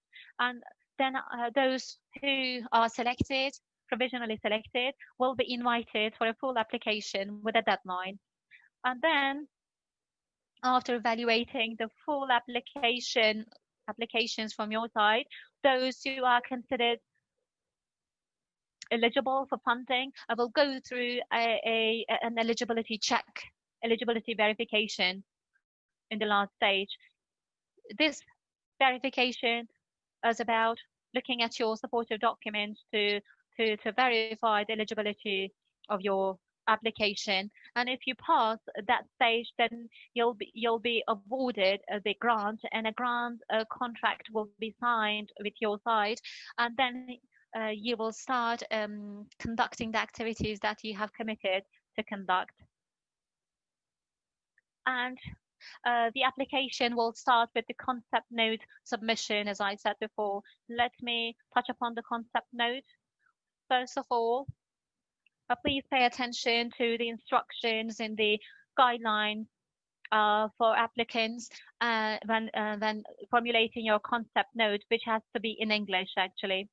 And during the concept note stage, the total budget, the grant amount, and the grant percentage will be included. So no detailed budget document is expected or wanted from your side during the concept note presentation, concept note submission. Only the total budget amount, and then the grant amount, and also the grant percentage. So how much of the amount will come from the grant will be written by you.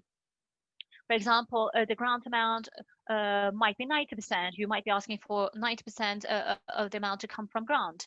But you'll have to put it down. And as well, instructions in the application forms and also the guidelines for applicants will have to be considered very well.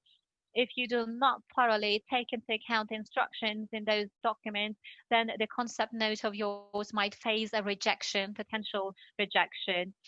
And in the afternoon, we'll go into details and content of the concept notes and the application, full application, but still there are certain page and form limitations that you have to pay attention to when submitting your concept note and the full application. And also the grant amount that you state in the concept note cannot change more than 20% in the full application. So minus or plus 20%, that is your threshold margin actually. After your concept note is accepted and you go for the full application, if the amount was 100,000 in the concept note, you can go for 120,000 or 80,000 in your full application. So 20% minus and plus. This is how you're allowed, how much you're allowed, and also the basic project elements and the main activities of the project, which are stated in the contract, in the concept note, cannot be changed in the full application. What do I mean by project basic elements? For example, the co-applicants, affiliated entities, the associates, subsidiaries, the regions where the project will be implemented, and also the main activities of the project. These cannot be changed in the full application once you state them in the concept note. And then for the but when you go for the full application, if you want to change the co-applicants, or if you want to add co-applicants, then you have to justify it very well, and the justification is to be accepted by the contracting authority or the evaluation committee. But these are these are not something that is seen very frequently actually. Let's say that your concept note is okay, you're accepted for a full application, but you might have lost one of your co-applicants on the way. So you might apply to the contracting authority for a change of co-applicant in such rare cases only actually, and you have to justify it very well, and you have to find another co-applicant with who can meet the same criteria and who are at the same quality and qualifications as the previous one. There are page and form limitations, as I said before, that you have to pay attention to during the concept note formulation and submission. You are going to see the guidelines in detail in the afternoon, so you will understand and see very well what are those limitations are.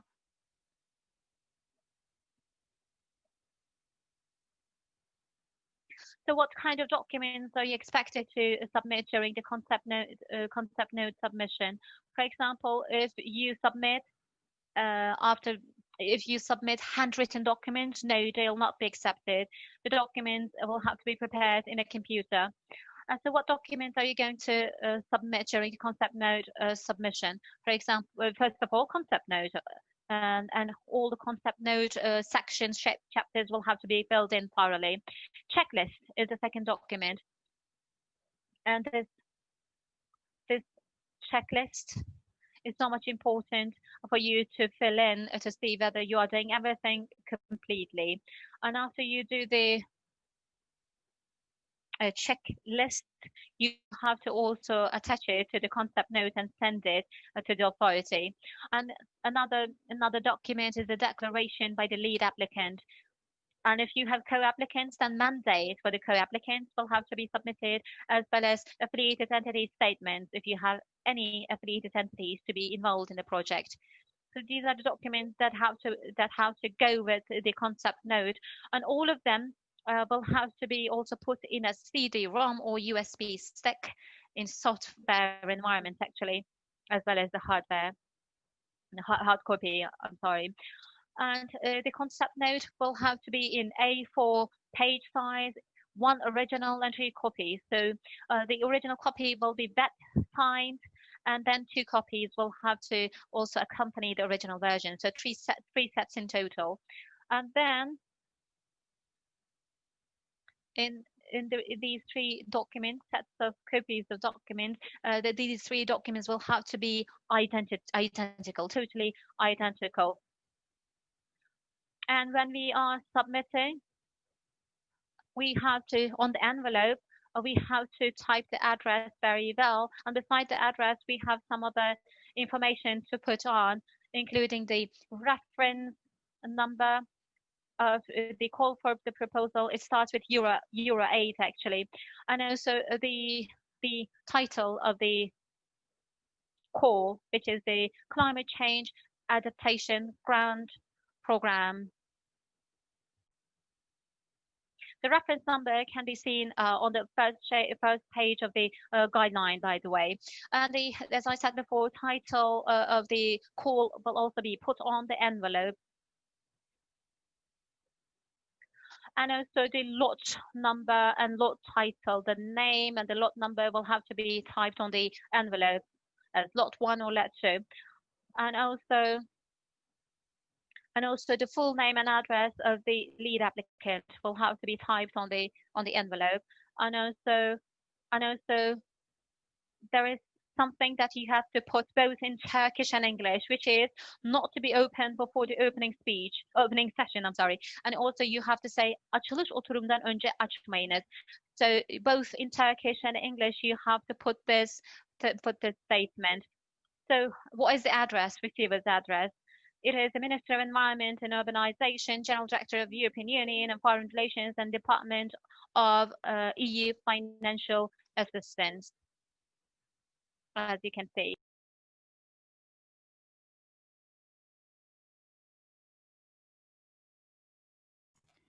Please make sure that you properly and correctly and accurately write the address of the DG, because there are different DGs of the Ministry of Environment and Urbanization located at different addresses. Please do not send and deliver your bids to different units of Ministry of Environment and Urbanization. So make sure that you send the envelope to the correct address as it is written here. And also pay attention to the reference number of your project and the number and title of lot that you are applying for. What is the deadline for submission of concept note? Until 5 p.m. on the 30th of November 2020. That is the deadline for submission of the concept note. When you are drafting the concept note, you may have several questions, and until the 9th of November 2020, you can send your questions to this email address you see on the slide, ccagp@csb.gov.tr, or you can fax your questions at the number shown on the slide.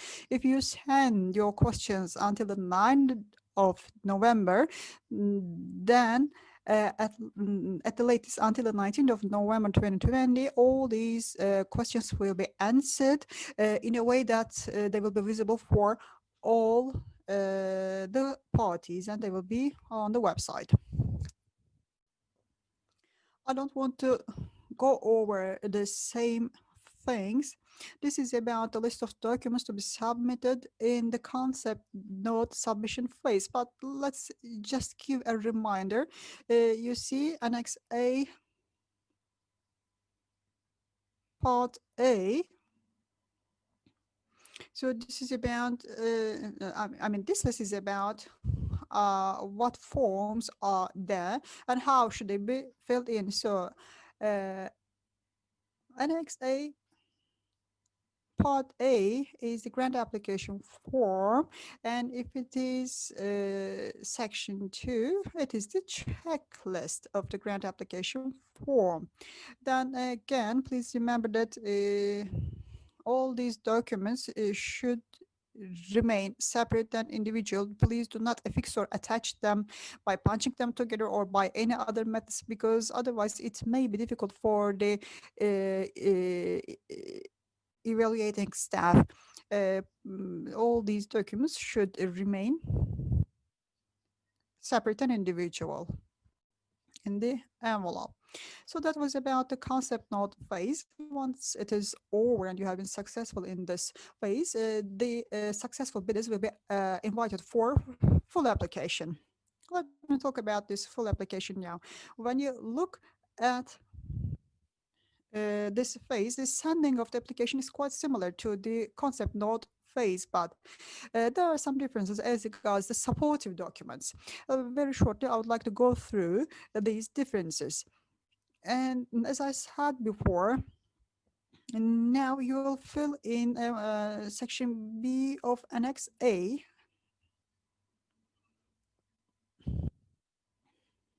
And you have to follow the instructions given in the application form. And the amount of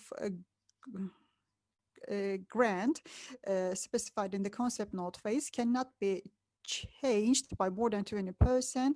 In the application phase also, you cannot change the fundamental project elements and main activities in the full application, and also you need to apply in the same language, that is English again.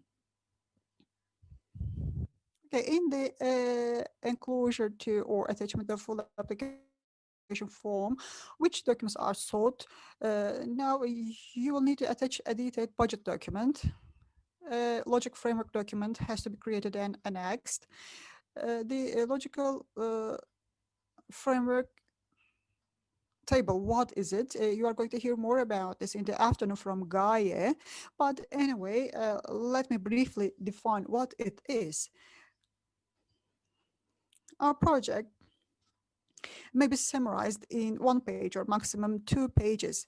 And what kind of information should be included in that? Project objectives, project actions, and as a result of the actions, what results will be obtained? What are the deliverables of the project? What are the performance indicators? What are the expected risks in the project implementation phase? This information should be included in the short project summary together with the full application form. This document has to be submitted. There is Annex F, that is the PADO form, as we call it. It's a standard ready print document, so it includes short information, brief information about the lead applicant and co-applicants, if any. Another document to be attached in the full application is related to the additional documents proving that the municipalities have no outstanding tax and social security liabilities. So there should be evidence that there are all the taxes and social security liabilities fulfilled, or at least the debts have been reconstructed.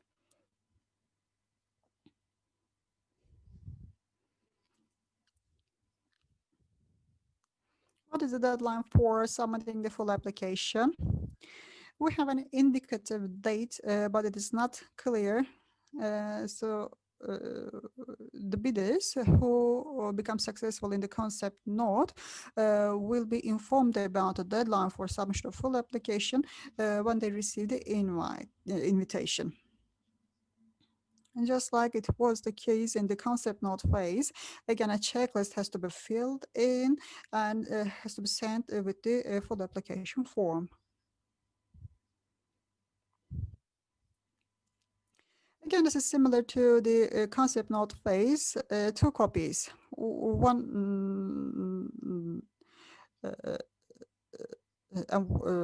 original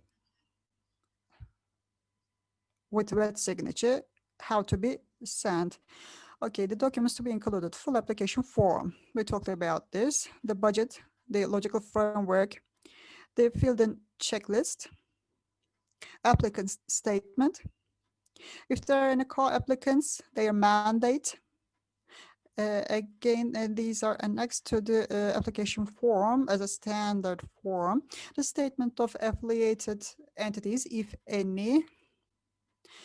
Document to evidence that there are no outstanding tax and social security liabilities for the municipalities, and also electronic copies of all the foregoing documents. So on a CD or on a USB disk, you have to send electronic copies of these documents. I've already referred to the PADOR form. All co-applicants, the lead applicant, and also, if applicable, the affiliated entities have to fill in it. Again, you have to write some information on the outer envelope, the reference number, and also the title of the call for proposal. These are always the same. The number of the lot you are applying for, either lot 1 or lot 2, the full name and address of the applicant, and also either English or Turkish. You need to write that not to be opened before the opening session. In the same way that you send the concept note, you will send the full application form to this address: Ministry of Environment and Urbanization, General Directorate of European Union and Foreign Relations, Department of EU Financial Assistance. Please send and submit and deliver your proposals at this address. Maybe I said this before, but what is the deadline for submission of full applications? Currently, it is not certain yet, but this information will be provided to the successful bidders in the concept note, so they will be informed later on, just like it was the case in the concept note phase. Up to 21 days in advance of the deadline for submission of applications, you are free to ask your questions and ask for clarification. Up to 11 days in advance of the deadline, all these questions will be answered to be visible for all the related parties, and they will be posted on the website. And what are those websites? You can find a list of those websites at this website, www.ipa.gov.tr. So this is an important website because since early morning, we have been talking about a lot: the application guidelines, the application forms, and other types of documents and supportive documents. You can access all of them at this website. In the afternoon, when I start my part again, I will open this website for you, and I will show you how to access the documents I have referred so far. This is my intention for the afternoon session.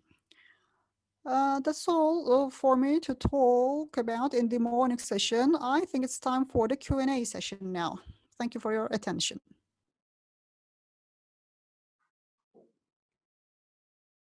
Evet, merhabalar herkese tekrar. Hello everyone, welcome back. Sonraki oturumumuza hoş geldiniz.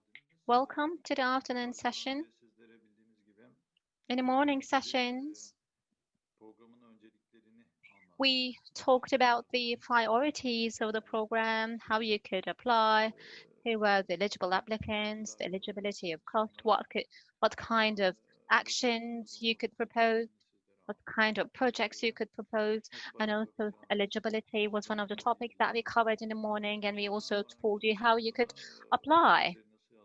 Now in the afternoon sessions, we are going to talk how you can formulate your project, how you can manage your project, and how the applications will be scored and evaluated. And during the we are going to give you some detailed information about these topics one by one. Then the next topic to be covered will be the gender mainstreaming by the UNDP representatives. I think interpreters are all okay. If you're okay with the interpretation and if you're all set, I'd like to move on with the first presentation of the afternoon. I think we're all okay. I think we're all okay. No problem with the interpretation. No problem with the interpretation. Okay, thank you. We're going to start the first session in the afternoon with Barış, to be followed by Gaye, and then Gökçe will take the last floor. as the last presenter of the day. Then we are going to have a Q&A session again after the presentations. I'd like to give the first floor to Barış. Mr. Barış, the floor is yours. Thank you, Mr. Ömer.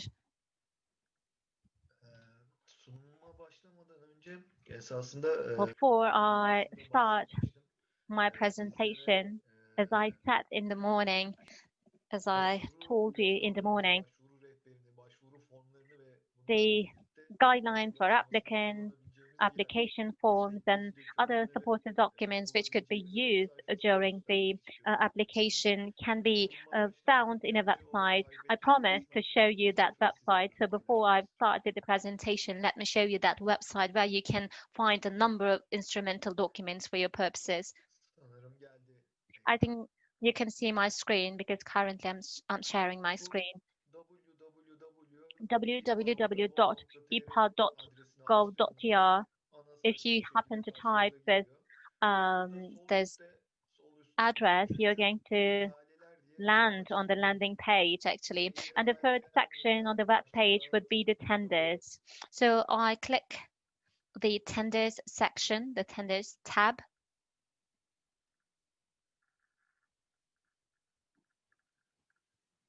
Karşında yeni bir sayfa açılıyor. And then another page pops up on the screen. You can see lots of tender names, tenders opened by the Minister of Environment and Urbanization. Some of them closed, some of them in forecast stage. But what is relevant here today is the green one. The Climate Change Adaptation Grant Programme would be the one relevant to you, to all of you. If you happen to click on the name, again, another page will pop up, another window will pop up. And on this new page, you can see all the relevant supported documents which will be relevant to your side.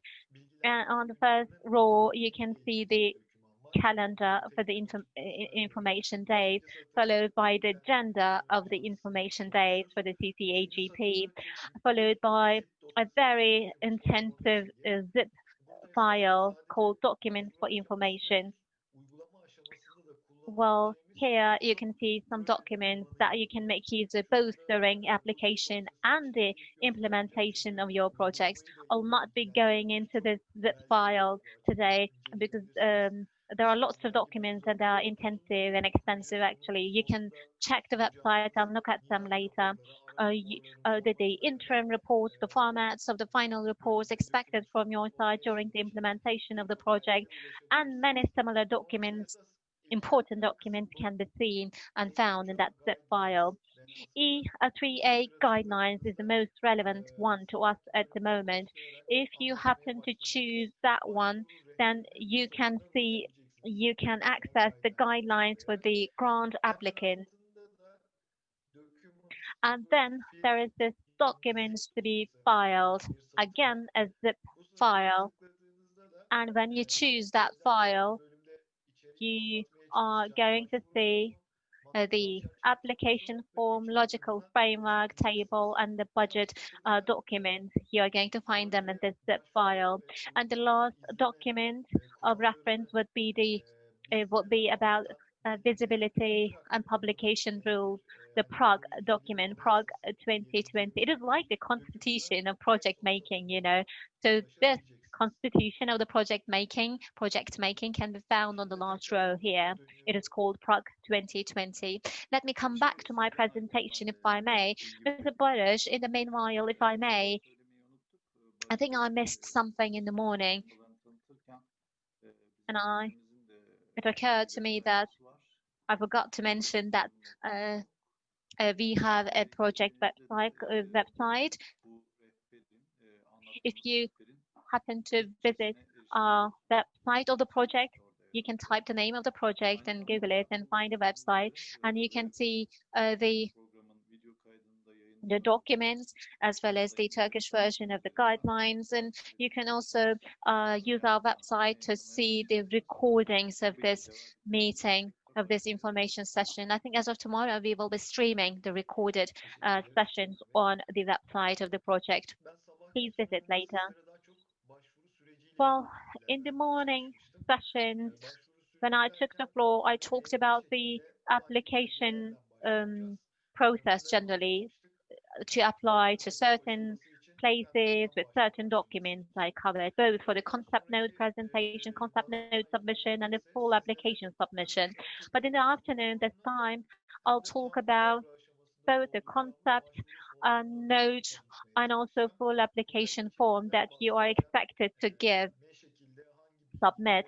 I'll be talking specifically about the content of them specifically and what are the accompanying documents you have to attach to the both concept note and the full application form.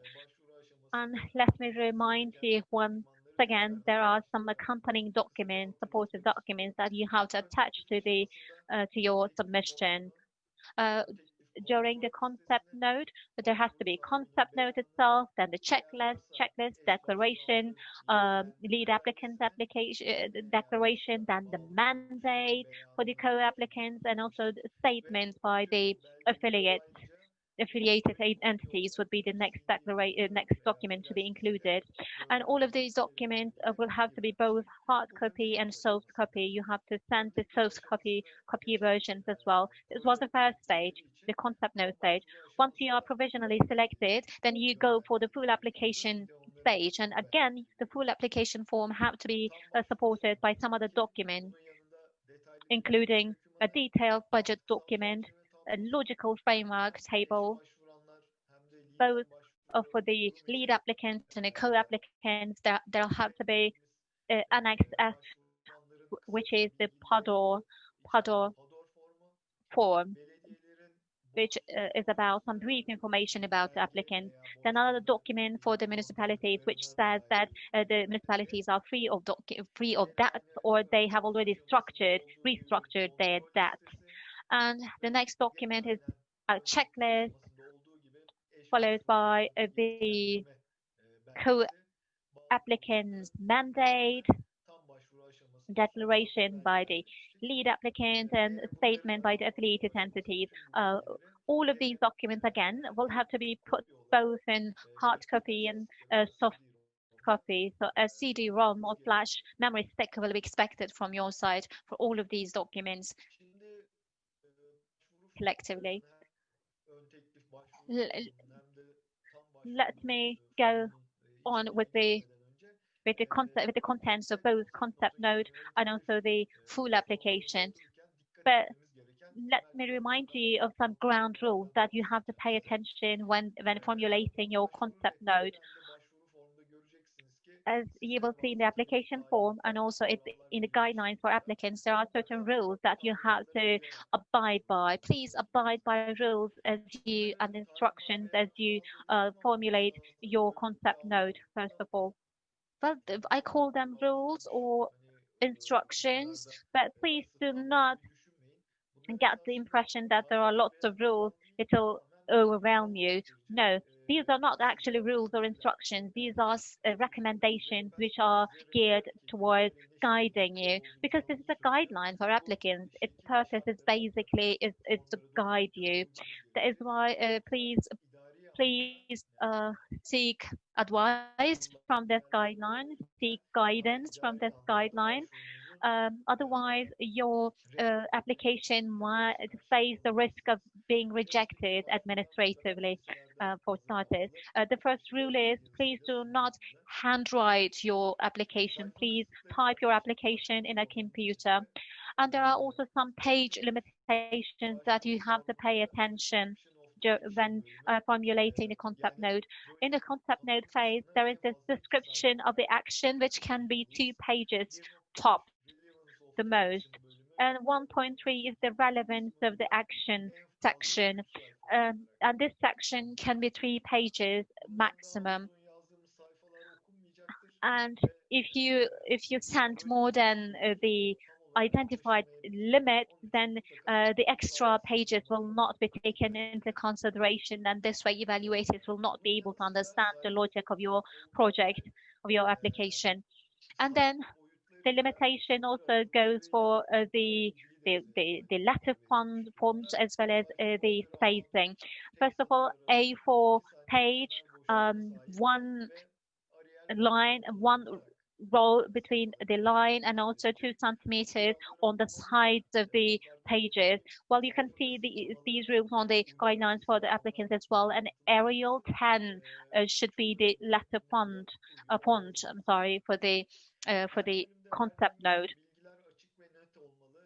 And you have to be clear and concise enough in each and every section that you are to fill in. And also every section should be detailed enough for the evaluators, assessors to understand your project. And you have to fill in all the sections in the form without leaving any section empty. You might consider that you can leave a section empty because you have nothing to say about that section. Then it means that you are at fault. You made a mistake when designing your project. So it means that you have to go back and revisit the design of your project so that you can fill in each and every section completely. And also the checklist, which is included at the end of the format, should be filled in and also should be attached to the original concept note. Please do not, please remember to accompany the concept note with the other documents, including the declaration by the co-applicant, the mandate, the affiliated entities statement, and these have to be brought together and signed, by the way. And all of these documents that I said should be signed, the declaration, statement, and the mandate, I mean. Well, let me also go into details. What are those documents? For example, the declaration by the co-applicant. What is it? What is it? It is a printed document that you have to add to the concept note or the application form, actually. This is a declaration which where the applicant declares that what he typed in the concept note or the application form are true. What about the co-applicant's mandate? This is a document which shows that and states that the co-applicants are ready to work and act in collaboration with the lead applicant, both during the formulation and implementation of the project. And also they declare that they have assigned the lead applicant for the required correspondence on their side. And also, if affiliated entities are there, they also fill in a statement stating that they are going to act in line and hand in hand with the lead applicant. And also they designate the lead applicant to do the correspondence on their behalf. Then in the concept note, there are certain sections that I need to draw your attention to. The first section would be the summary of the action in the concept note, which you need to duly fill in. Normally, this is a table, actually, in which you provide brief information about your action to the viewers.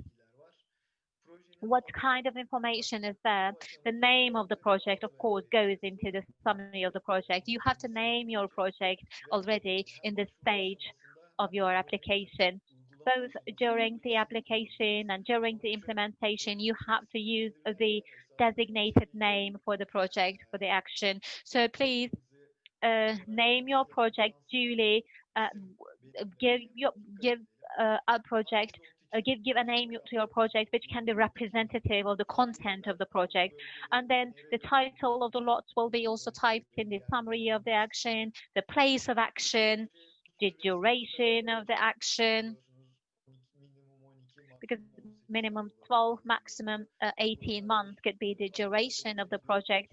So you have to identify the duration for your action, and the total budget amount will be typed in, as well as the amount of the grant and the percentage of the grant, as well as objectives of the action, the target groups, the end beneficiaries and recipients, the beneficiaries of the project, as well as expected results, and the basic main activities of the project will be put in the summary of the action in brief form. And then beneficiaries and the target groups, I think, have to be defined at the moment to help you out with it. First of all, the target groups can be defined as follows. The target groups are the ones who will be directly positively impacted by the activities of the project at the end of the project. What about the beneficiaries, the final beneficiaries, the end recipients of the project, the final beneficiaries, in other words? These are the people who can benefit from the project in the long term and can be positively impacted by the project. So we have um, two sets of people or institutions called target groups and the beneficiaries. So target groups and the beneficiaries will have to go into the summary of the action. 1.2, section 1.2 would be the description of the action. It is actually the definition of the action, and it has to be 2 pages the most. And what kind of information is expected to go into the description of action? The background information for the action would be the number 1 piece of information to go into the description of action. It means that when formulating this proposal, there must be a problem that you have identified and base your project on. And also your project might be seeking a solution, trying to find a solution to that problem, pre-identified problem. So this is like a current situation, actually, the background information. And we have a leading document which can guide you in this respect, which is the guidelines for the applicant. The guidelines for the applicants, grant applicants start with the background information, actually, background section. You can always refer to that section, actually, to understand what kind of background you can formulate, background section you can formulate for your concept note. Please go and refer to the guidelines for the actions and see the background section in there. And the second piece of information in the description of action will be the objectives of the project. So with the activities that you are planning on doing, what objectives are you planning to attain? And then the main stakeholders of the project would be the third piece of information that goes into the description of action. Well, let me define the stakeholders first. There's a very non-exclusive definition for the stakeholders, but let me put it this way. Those who are directly or indirectly and negatively or positively impacted by the project can be called stakeholders. They can be people or the organizations, entities, institutions. So all the stakeholders which can be impacted by this project will be making their way into the description of action. And the fourth piece of information would be the activities that you are planning on doing, carrying out, the outputs of the project, as well as the results of the project, because outputs have to correspond to some concrete results which will have to go into the description of action. And the next piece of information would be the duration of the project, followed by the indicators, the success indicators, as we call them, the performance indicators, in other words. In numbers, we have to put them in the description of the action. So, for example, what are the figure-wise, number-wise targets that you are planning to achieve in this action, in your project, in other words, and what kind of performance indicators you're going to use in order to understand that you successfully attain your target. And section 1.3 of the concept note would be titled relevance, will be called relevance of the action, which can be 3 pages the most. And when it comes to the relevance of the action as a specific section, this section is particularly important because you are going to fill in this section during the concept note application, concept note submission. But this section will be evaluated based on 20 points in total. But how much points you get from the relevance of the action will directly influence the full application, because you're not going to obtain an extra point from the relevance of action during the full application. Relevance of action scoring will be in the concept note only. So score well in this. And the relevance of the action will be evaluated under 4 main headings in total. Under the first heading, the objectives and objectives of your action will be evaluated to see whether those objectives are in line with the objectives and priorities of the overall project that we are making. In the morning, Ömer talked about the objectives and priorities of the call for the proposal. So when you make a concept note submission, the evaluators will look whether the objectives in the concept note are in line with the objectives of the call for proposal. And the second heading of the evaluation will be to see whether the concept note is in line with the needs and limitations and requirements of the region, interested region, as well as the sector in question. And the third heading would be whether the concept note is in line with the needs and interests of the target groups as well as the beneficiaries. So this will be evaluated under the third heading of the under the relevance of the action. And then there is another heading of evaluation, an area of evaluation which is a bit different than the previous 3, which is called the added value elements which add value. Well, actually, this topic was partially covered by Ömer in the morning session, but let me state it once again. Under this heading, the added value will be considered, but added value elements will be considered, as well as vertical cross-cutting issues will be considered. So the cross-cutting issues as well as added value elements will be considered. So these topics, which are called cross-cutting issues and the added value elements, what are they? Public-private sector, NGO partnership, innovative approaches, sustainable approaches that you might adopt in your project, gender equality, democracy, disabled rights.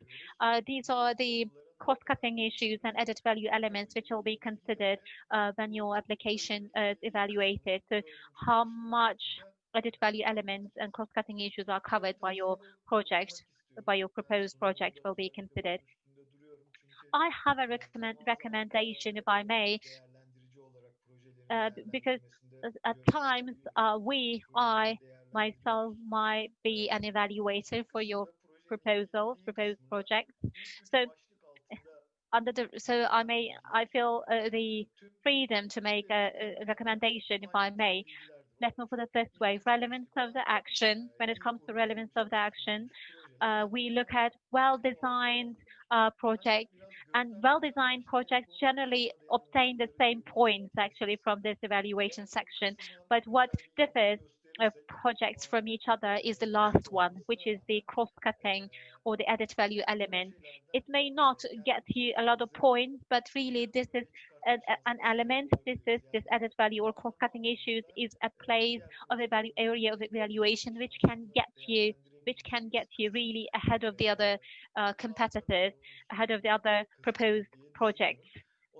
So this is my recommendation. Please do not overlook the added value elements or the cross-cutting issues. The more they appear in your concept note, in your overall design of the project, the more advantages and lucky you will be, if I may.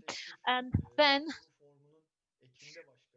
as I said before, some documents have to accompany the concept note, including lead applicant declaration, co-applicant statements, and related entity statements, and the co-applicant mandate. And please remember that these are printed forms. These are printed documents, so you cannot change the format of the documents, and you have to submit them in a wet signature form.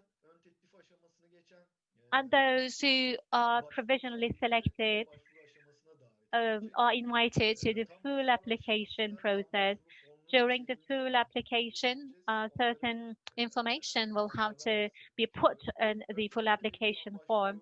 Let me mention once again. First of all, some general information. Let me give you some general information about the full application form. As is the case with the concept note, in the full application form as well, please pay attention to the guidance given to you in the guidelines for the applicants. And please do not use handwriting. Please draft the documents in a computer. And also there are page limitations, letter limitations. Pay attention to them as well. 2.1.1 in the description of action can be 13 pages the most. 2.1.2 methodology section will have to be 5 pages the most. And 2.1.3, the action plan can be 4 pages the most. And the sustainability section 2.1.4, in other words, will have to be 3 pages the most. Again, a page limitation, A4, the spacing between the rows, as well as the spacing on the pages are well stated in the guidelines. And Arial 10 should be the letter style. And all the sections in the full application form will have to be filled in thoroughly. And then a checklist will have to accompany the application form, as well as declaration, statement, and mandate forms, which I already mentioned previously. And full application form, what kind of information should go into the full application form? Let me develop on that to a certain extent. The section number 1 will be about general information about the project. Again, it is in form of a table that you're expected to fill in. So in the general information section, section number 1, you're going to fill in the table and type the reference number for the call for proposal. I showed you the number in the morning. Actually, you can refer to the first page of the application form to see the reference number. For all the proposals, the same reference number will stand, as well as the title of the call for the proposal. Again, on the first page of the guideline, as well as the application form, you can see the title of the call for the proposals and the name of the applicant. The lead applicant's name will be filled in, will be typed in the full application form. The name of the institution, by the way, not the person. Please pay attention. Not the person, but the name of the lead applicant institution.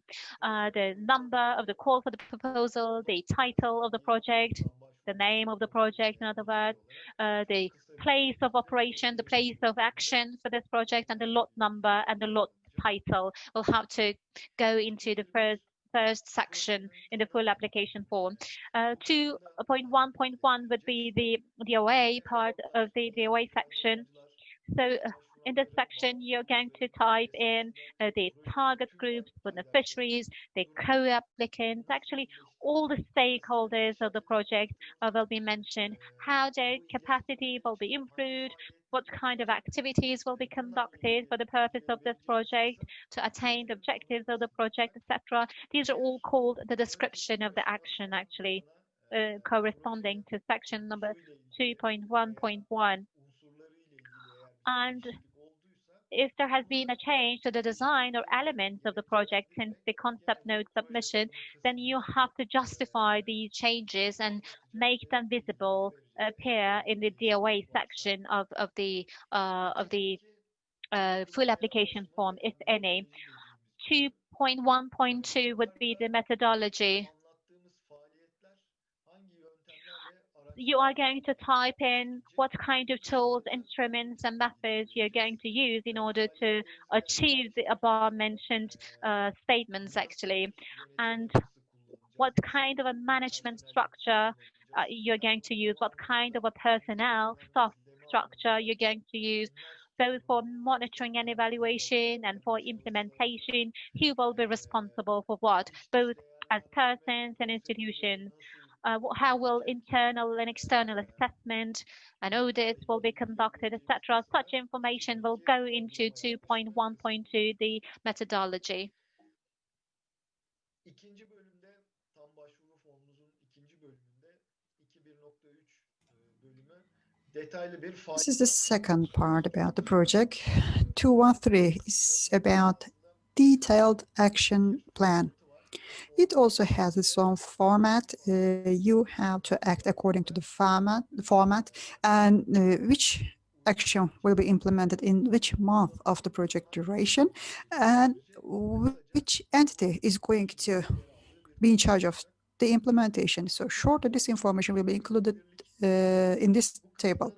214 is about sustainability, and here we will give information about how we will ensure sustainability of the project. In fact, sustainability is requested to be explained under three headings. One is about financial sustainability. Once the project funding is over, the actions implemented within the project scope, how will they be implemented in financial terms?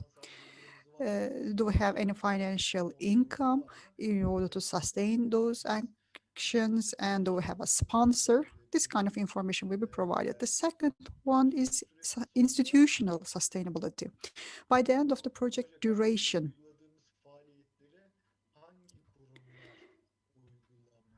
which institutions will take over the implementation of the project actions? This information will be provided here. And the third heading is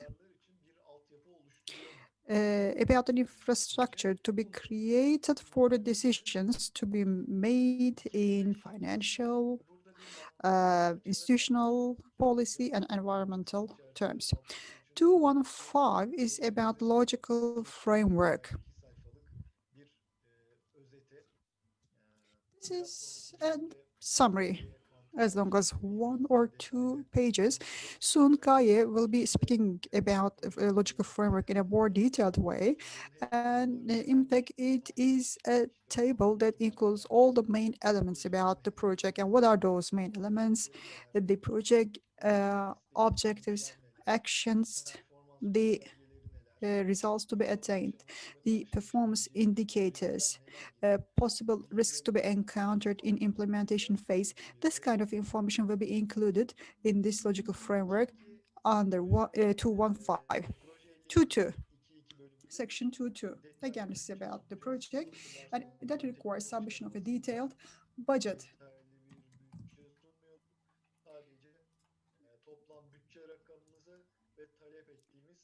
You will remember in the previous phase, you just mentioned the total budget, and then a detailed budgeting document is expected here in this phase. You will remember from the morning session, the budget document is not all about figures. It's an Excel sheet with 3 sheets in it. So one is a budget statement. So this is about the figures. What will your spendings be in the project? So this is the budget chart. The second one will justify your expenses, which are shown in the first sheet. So for which actions are you going to spend the budget lines? This is more in a story-like format. So here you will justify your expenses. And the third sheet of the project budget Excel document should show the percentages of funding. What percentage will be funded by EU, which percentage will be funded by co-finances. So this will be a very brief summary table to be included in the third sheet in the Excel document. Regarding the budget lines, I don't want to cover them at length and in detail because we already spent some time about them in the morning, but it's good to remind them once again what are the budget lines: human resources, travel, equipment and material, local office expenditures. other expenses. So this is about other expenses, and also we have budget line number 6, miscellaneous. So this is about the expenses which are not covered by the other items. Again, from the morning session, you will remember we have a budget line which is called contingency reserve, and also administrative expenses. So these are for the unexpected items. I'm continuing with the second part of the full application form. Now it is section 2.3. So for the applicant and for the co-applicants and affiliated entities, if any, their experience must be shown. For example, what kind of projects have been implemented by them, for how many years, the total budget. Short information is requested. So small scale tables will be filled in according to the number of projects they would like to submit. So this is serving to the purpose of proving the experience. Section 3 is about short information concerning the applicant. ID information, profile, project management and implementation capacity. The people who are on the executive board of the entity and similar information will be included here. Section 4 is about the co-applicants of the project. Same information that was listed for the applicants will be provided for the co-applicants here, and also there will be a standard form to be signed by the people concerned here. Section 5, again, some short information about the affiliated entities. This information will be given in tabulated format here for the affiliated entities in section 5, and for associates participating in the action for section 6. So, and their contribution in financial terms in implementation will be specified here as well. Section 7, that was mentioned in the morning, we have a checklist. In terms of administrative elements and in terms of content, you can check if you are preparing your application form properly. And you can use this checklist for this. You can check as yes and no for every row in this checklist.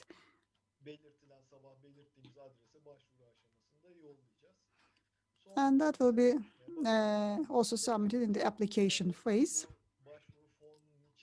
The section 8 is the applicant's statement. This is to state and acknowledge that I, as the applicant, acknowledge and accept and confirm that the information provided is true. That's all for me now. I would like to thank you for your attention. In the next part,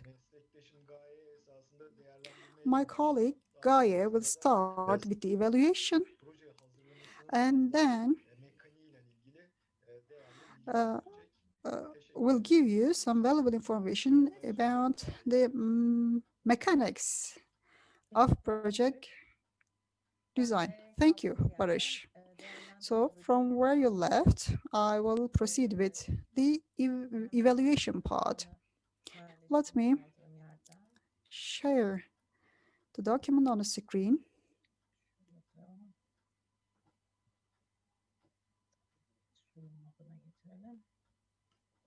Let me put this in presentation mode. Okay.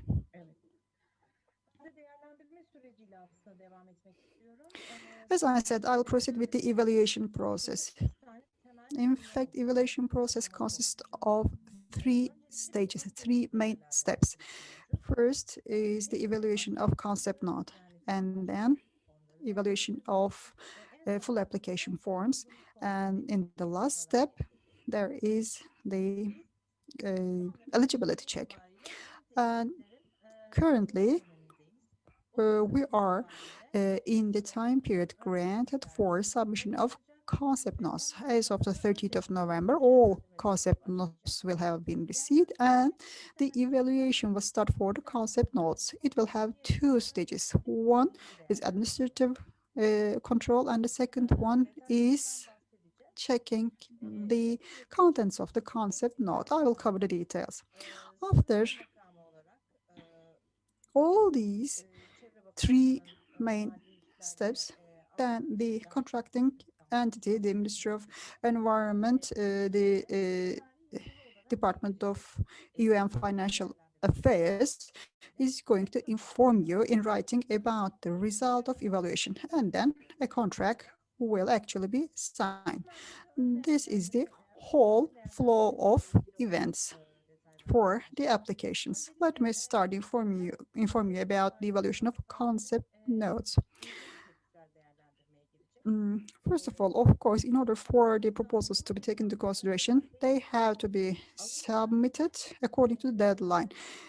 Even if the proposals are actually received after the specified hours, I mean 5 p.m. on the 30th of November, even if they are physically accepted, they will not be taken to evaluation. Please be careful about this deadline. Make sure that they are delivered before 5 p.m. if you are delivering in person by hand. And if you are sending the proposal concept note by mail, make sure that you deliver it to the mail service before the 30th so that we will receive them. I mean, they will receive that address before the deadline. So for the concept note, the checklist in section 2 must be filled in. The project summary, and then 2 pages of project description, 3 pages of relevance of action must be completed. The documents and other statements to be signed must be signed. But other than these, there is the checklist. It was just a few seconds ago mentioned by Barış, and that checklist has to be completed and filled in. That it must be submitted together with the concept note. Eventually, the evaluation of concept note is made on the basis of 50 points, and minimum 30 points will make the application eligible for full application. If over, out of 50 you get 30 points, then you are entitled to proceed to the next stage, which is full application. And in the full application phase, we want to have a pool. It means that applications up to 3-folds of the total grant amount are invited. So, if for lot 1, the available budget is 1.5 millions, so projects amounting to up to 3 times of this amount will be invited. Or if lot 1 total budget is 2.5 million, then projects with a total amount of 7.5 million will be pulled for the full application. Let's look at the criteria included in the evaluation table. For the concept note evaluation, the most important part is that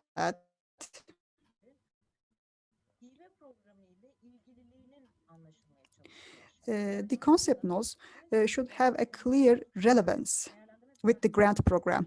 This is the main evaluation criterion for the concept note stage. Be careful with the objectives of the grant program, the priorities of the program. Your concept note must directly address those priorities and objectives. And the most important part here is that, okay, you have many project ideas. It can be this, it can be that, etc.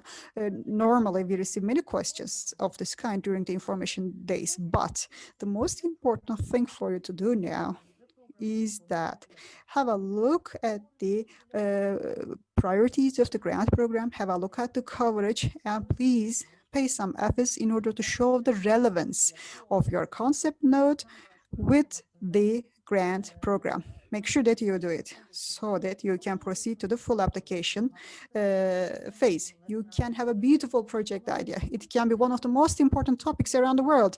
But if it is not directly and clearly aligned with the grant program priorities or objectives, it's highly probable that it will be rejected in the full application phase. So your project idea, your project design must always be aligned with the objective of the grant program. And please clearly demonstrate this in your proposal. Since morning, we have been underlining this. We keep repeating the title of this program: Climate Change Adaptation. Adaptation, adaptation, and adaptation should be the ultimate goal of your project. And, you know, under this title, there are 4 priorities, which were already mentioned by Ömer. At least to one of them, your project should serve. At least one of the priorities should you be serving. So in the evaluation of the concept note, relevance is critically important. Please be aware. The applicants who become successful in the concept note phase will be invited for full application. 30 points is the threshold. You can think that, okay, I got 31, 32, and I'm fine. No, don't think in that way. The higher scores you get, the easier it will be for you. Because if you get a higher score, it will have a meaning for you. I will explain it later for you. So this is a famous checklist. Please don't send your concept note without filling this in. And in the guide, no, not in the guidelines, but behind the application form, you can see some guidance about the checklist. It consists of 2 parts. First, administrative. The second one is eligibility. In fact, all the elements emphasized by Barış, in fact, are included and shown in the checklist. So the checklist invites you to confirm and verify once again that you have taken into consideration all of these items.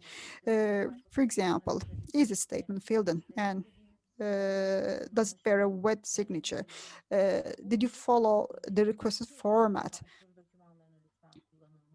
We say that, okay, please use the application formats that are specific to this grant program. Maybe you already applied to different grant programs. Maybe you already applied for different EU grants, but our forms and formats are specific to our program. Please download and use our specific forms. And please check and verify this in this checklist.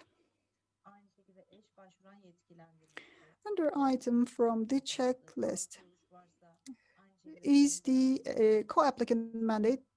There is the statement of the affiliated entity there. And do not skip any item. You may say that, okay, I got the document, it's in there, but it will be signed later, etc., etc. You can't skip any steps.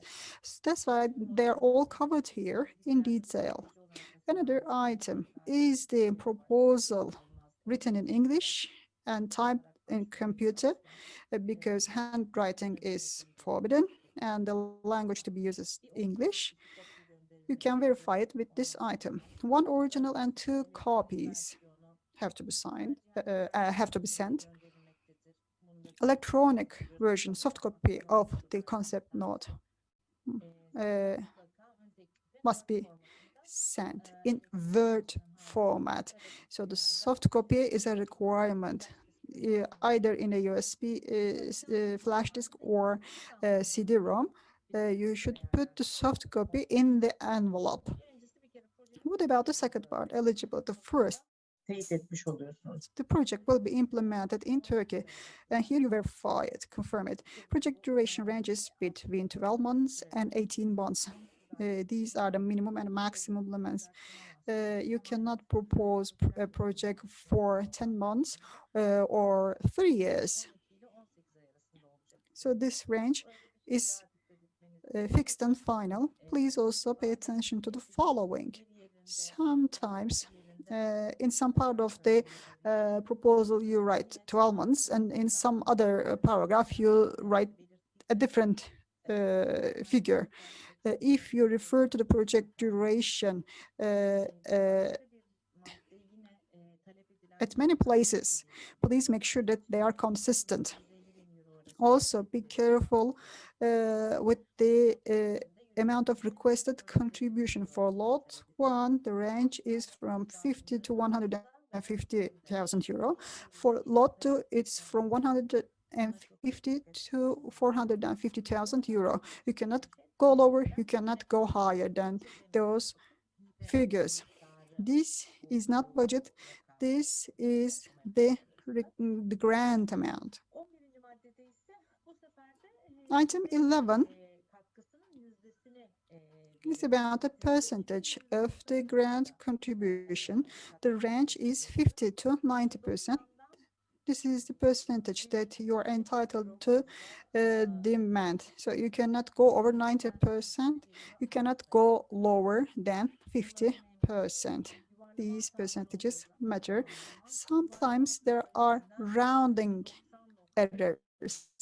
Because of rounding up, sometimes the percentage corresponds to 90.1%, but it's a huge risk to take because these figures have to be followed very carefully. Please make your checks meticulously.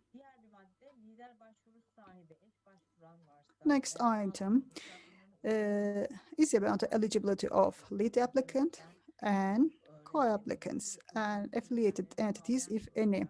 So am I applying with the entities that fulfill the eligibility criteria? Make sure that you answer yes.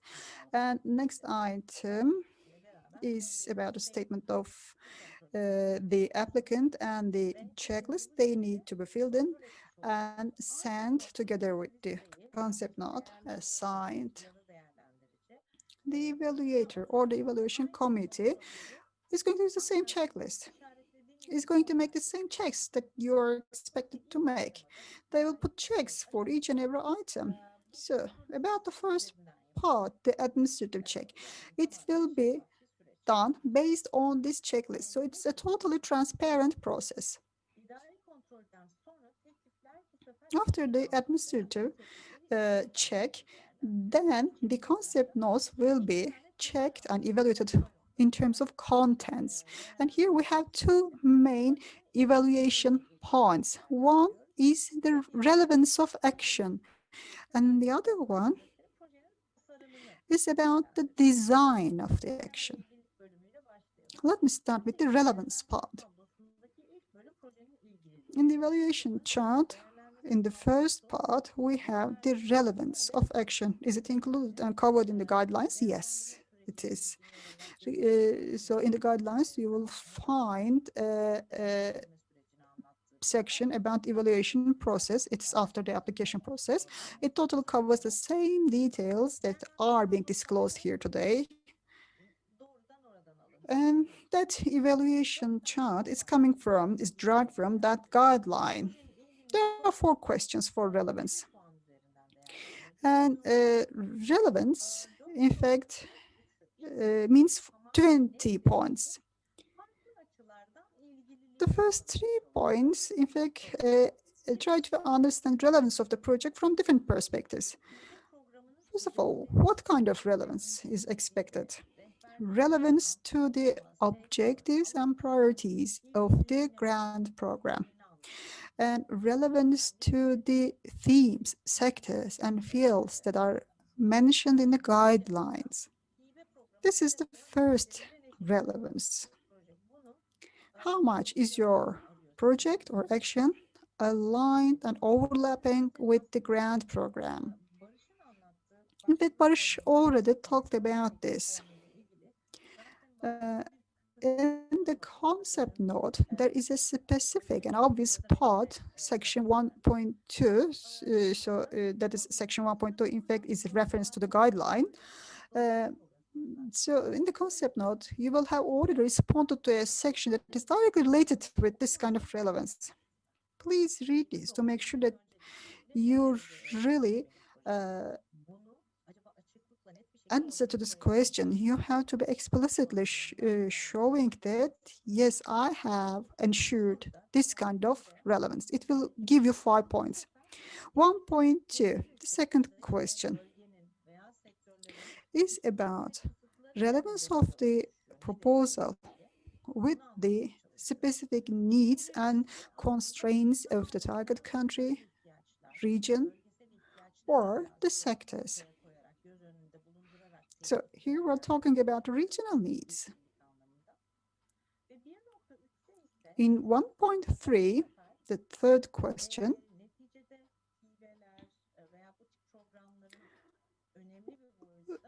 we know that there's an important aspect of all these grant programs, etc. So it's about the target groups. They also serve to the development of humanity. So here this is all about your concept note.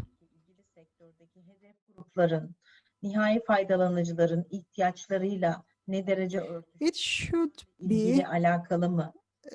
Matching the needs of Bunların işte hedef grupları, final nihai beneficiaries faydalanıcıların and beneficiaries, the target groups. seçilmelerinin sebebi nedir? Ortaya konmuş mu? Bunlar ne derece Why are those end beneficiaries or target groups selected for your project? ilgililiğin detaylarını ortaya koymak. So this question is based on relevance to the end beneficiaries and target groups. Değerlendirmiş oluyor. These first three questions is about three types of relevance. And there is a fourth question here that was also mentioned by Barış before. 1.4 is about spatial added value elements. That may be about innovation, good practices, etc. Does your proposal include any added value elements? The committee will check this. You offer a concept note for a project, and the grant program has certain priorities. First, we make sure that there is relevance with the program objectives, and then relevance to the regional needs, and then they check and make sure that there's relevance to the target groups. And what about the innovations? What about good practices? So the evaluation committee would like to make sure that there is maximum relevance to all these issues. Again, 5 points for this question. All these 4 questions make up to 20 points. They are all about relevance of action. The point that you get from the relevance section will help you, of course, both in the concept note evaluation, because it's a part of the 30 points in total, but in the second phase, I mean in the full application, the points that you get from here, it will be input into the full application. So both here and the full application phase, the points that you get for relevance of action will be very important for you. Design. Design of action worth 30 points. And now we have 5 questions to give you that 30 point score. The first question is about the actions, expected results, the links between the actions and the deliverables, certain analysis. But this is more about the setup and design of the project. In the 5th question, there is something similar to the added value elements. Now, this is about cross-cutting issues. To what extent does your project cover cross-cutting issues? Anyway, let's start with 2.1. How consistent is the general design of the project. You know, each project has a PCR logic. So first you start with an overall objective, and then there is a specific objective for the project. In order to attain the objective, there are some expected results from the project, and there should be certain actions and activities to get those expected results. This is the response logic, as we call it. I will tell about this later. So we expect some kind of consistency among all of them. They should be listed properly. They should be linked properly. They should be justified. 2.1 is all about this. 2.2 requires a sound analysis of the problems and the capacities of the stakeholders. Again, we're talking about the design. Your actions in the project, your expected results. Do you offer a direct solution to the problems diagnosed? And are they related to the capacities of the stakeholders? Have you made the necessary anticipations about their capacities? In 2.2, you have to answer this question. 2.3 is about external factors. Did you take into consideration the risks and assumptions? It's an important question. So about risks and assumptions, what do we refer to? Okay, ideally speaking, or theoretically speaking, you may have any design for your project, but we know that in the real world, no project can be run without any problems. Each project may face certain risks, but those risks should be anticipated in the design phase. The necessary assumptions must have been made in the design phase. And in 2.3, we try to make sure of this. So these risks and assumptions, in fact, again, are related to log frame approach. This is one of the main elements of log frame approach. I will mention about this. Make sure that you have taken into consideration the risks and assumptions, because this is a direct evaluation item, and they will give you 5 points in the evaluation. And how will you counter the risks? How will you mitigate them? Answer this. Faaliyetler beklenen sonuçlarla ilgili olarak uygulanabilir ve tutarlı mı? Evet, faaliyetler sıralanmış bir faaliyet planı çerçevesinde, zaman çerçevesinde sıralanmış, birbirini takip eder, uygulanabilir, gerçekçi mi? There's a timetable for the activities, whether the activities are realistic, whether those activities can be conducted realistically or not. So, especially for the activities, you're expected to make an explanation. And again, he'll be evaluated based on 5 points.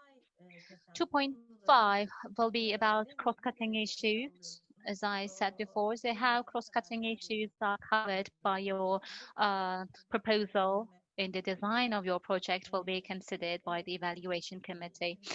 Well, this is a climate change adaptation program, a grant program, but still for the implementation, during the implementation, or considering the results of your project, how much do you consider the equal opportunities for men and women?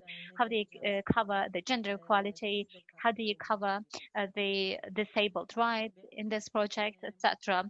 So such cross-cutting issues will be considered, will be evaluated by the evaluating committee based on a maximum of 5 points. So you can make maximum 5 points in scoring this section.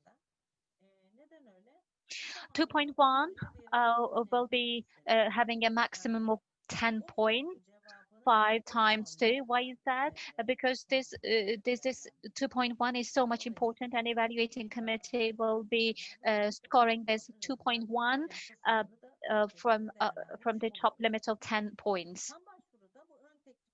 In the full application, you are going to give into details of the same section, actually, of the same design section will be more detailed in the full application during the full application submission.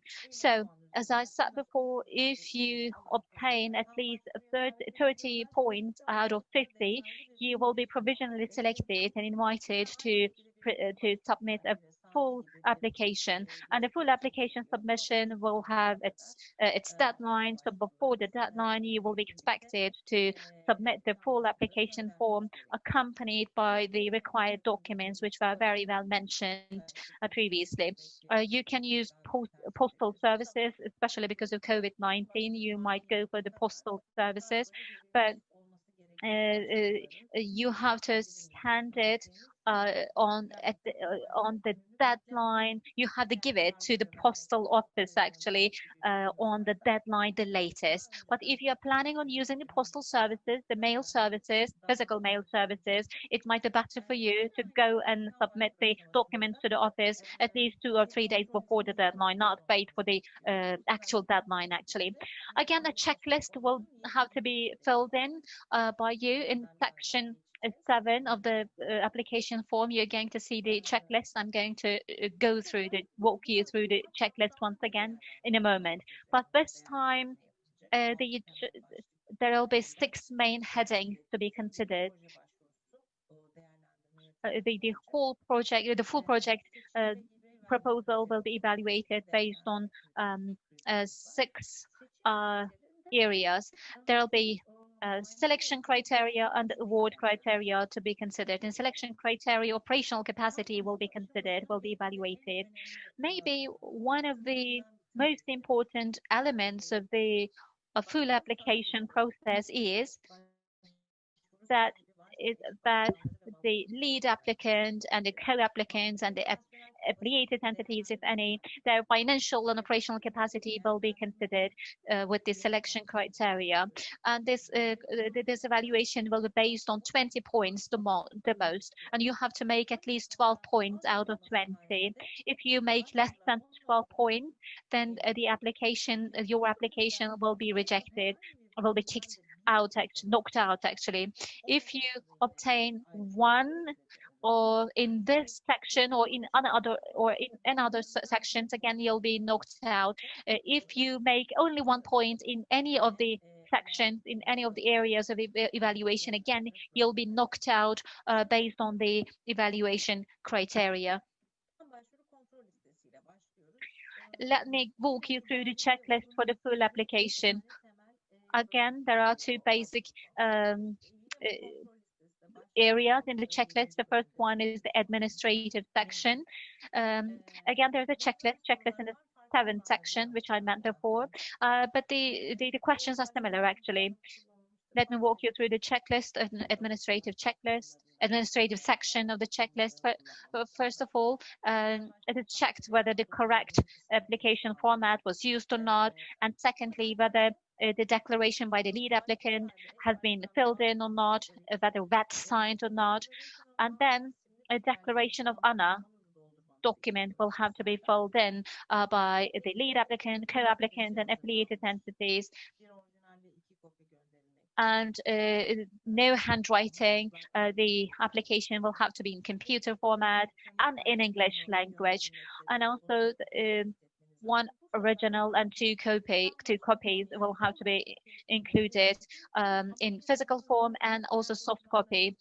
And the full application form will have to be accompanied by other documents indicated in the guidelines for the applicants. The budget, for example, the budget table, the logical framework, and Annex F PADOR forms, in other words, will have to accompany this original document. An electronic versions of all these documents will have to be put in a memory stick and sent to our side. And again, the declaration for the co-applicant and a statement by the affiliated entities, if any, will have to be that signed and attached. And budget will have to be in the correct format as expected and will have to be in euro currency. Budget consists of 3 headings, as mentioned before. One is the budget itself. The second one is the justification for the cost, and the third is the expected fund sources, and all of them will have to be filled in by your side, and you'll make sure that they're all in consistency with each other, and the table will have to be in euros, absolutely in euros. You will never give budget in Turkish currency, no. Euro, the budget form that you're going to fill in will have to be in euros. And logical framework will have to be prepared and annexed to the application form. At this stage, the logical framework has to be in place and submitted, attached to the latest application form, actually. And after this administrative section, there is this eligibility section in the checklist, including the project duration, whether it is between 12 and 18 months, and also contribution requested. Again, there is a section about that. It's quite similar to the checklist that I showed you just previously. And simplified cost option. There is this alternative budget item this time in the budget document. So if you like, if you will, you can go for the simplified cost option. It is not used extensively, but if you want to use it, you're expected to do a pre-evaluation about how to use it first. So there is this option in place if you want to make use of. Maybe it's not valid for you, maybe it's not applicable to you. If it's not applicable to you, you can always state not applicable in the table. The last 4 items are particularly important because from the concept node to the full application phase, there are certain things that you avoid doing. There are certain things that you should avoid changing in your document, original document. The checklist reminds you of the things that you shouldn't be doing. First of all, there cannot be more than 20% of change in the requested contribution from the concept node to the full application. So you have to declare this once again, that there is no more than 20% of change in the amount of grant requested, minus and plus 20%, by the way.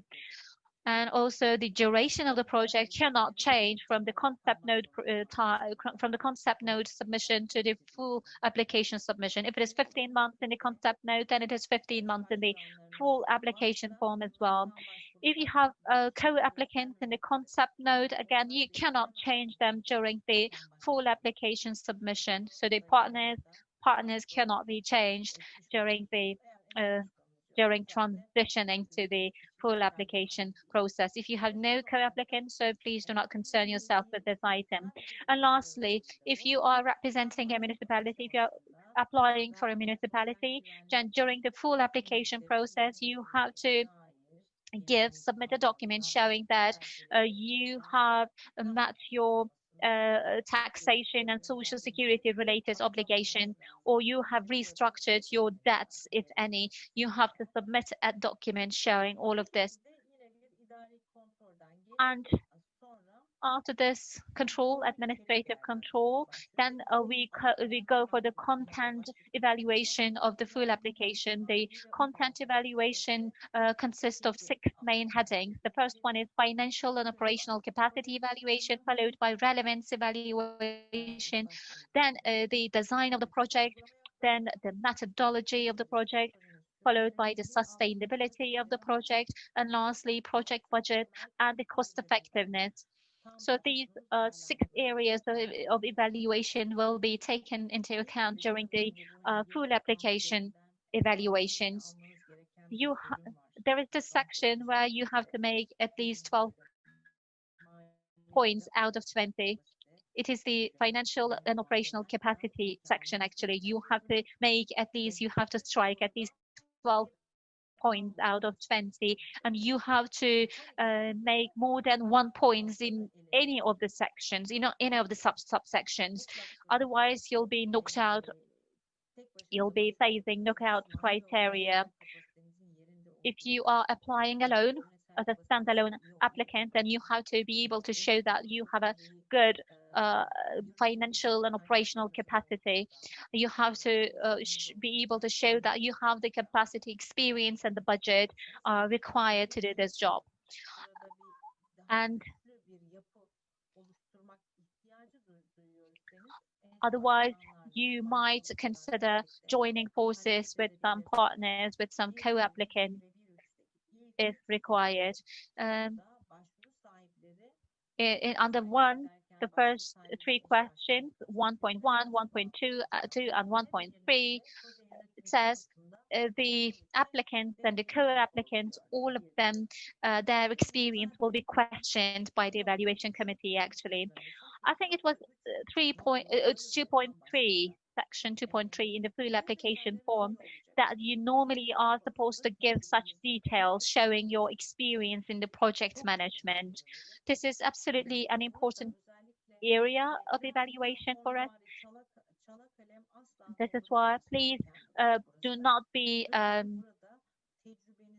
hasty, or please be meticulous in filling in this section of the form. Please do not please be meticulous. And also 1.3 talks about the expertise, whether you have the institutional expertise to manage the capacity. It talks about the 1.2 talks about the required technical capacity in the institution, your institutions, and 1.3 talks about the institutional capacity to manage the project. So you'll also be evaluated based on the PADDOR, actually, how much personnel you have, how much vehicles you have, do you have a project office that you can use for this proposed action. All your resources, your teams, personnel, etc., will be considered, especially in 1.3. But all of you, the lead applicant, together with the co-applicant, will be evaluated collectively in 1.3. 1.4, on the other hand, will be evaluating the stable and the sufficient financing resources of the lead applicant. So only the lead applicant will be considered under the subheading of 1.4 when it comes to financial resources. So you can make the inference that the applicant with the best financial resource should be the lead applicant, actually, and the others the co-applicants. Whether the applicant has the money, whether they managed budgets before, what about the loss and profit sheets, balance sheets, the financial statements. So 1.4 will look at such resources of the lead applicant. And as I said before, you have to strike at least 12 points out of 20 in the financial and operational capacity section. Then the second section would be the relevance. The point that you made in the concept note submission will be directly transferred to this full application process. So the more points you make during the concept note submission in the relevant section, the better it is for you during the full application. The third section would be the design of the project. There was a similar section during the concept note submission, but this time the same section is more detailed. How coherent is the design of your project? How doable, how feasible is your project? And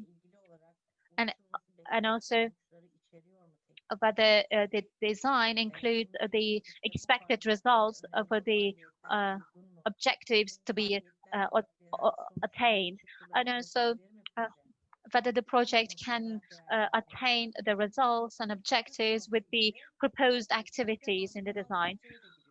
And in 3.2, this time the logical framework will be considered, will be evaluated. evaluated. So logical framework is not there for nothing. It will be duly evaluated, especially the performance indicators in the logical framework will be evaluated by the evaluation committee. You know, one of the most important parts of the logical framework is for you to commit to indicators based on each objective. If you are committing to do a training in a certain topic, then you are expected to give the performance indicators for that specific activity. For example, you are going to type as follows: for 3 days, 100 people are trained. As an indicator, you can type this in the logical framework. We call them output indicators. Actually, there have to be output indicators at activity level,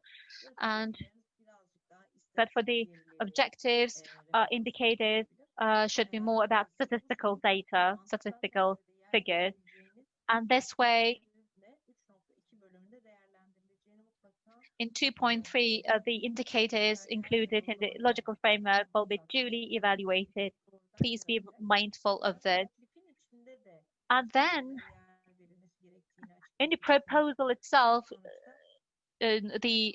should appear the indicators. That's my personal belief, actually. Logical framework is a separate document, but I think in the proposal itself, the indicators should appear, should be visible. Please include the performance indicators in your proposal as well. What kind of an indicator do you foresee for what activity? Please include it in the proposal. 3.3 is about the analysis, strong analysis of the capacity of the related stakeholders. But normally, you know, this was mentioned before, you're expected to design your project in view of a certain problem. And again, whether your design can potentially solve the identified problem or not is evaluated. And the last 3 sections are about the first one is about the methodology. The number 1 is about methodology. It is a kind of similar to the design of the project, but again, there are 4 basic problems under the methodology section. The first one is about action plan. You are expected to have an action plan. Actually, there is this format for the action plan in the application form. It has a quite simple version, actually. I'm going to show it to you later. And you have to list the activities and give the times foreseen for them, etc. So the evaluation committee looks at whether there's such an action plan with set timing for them, timetable for them.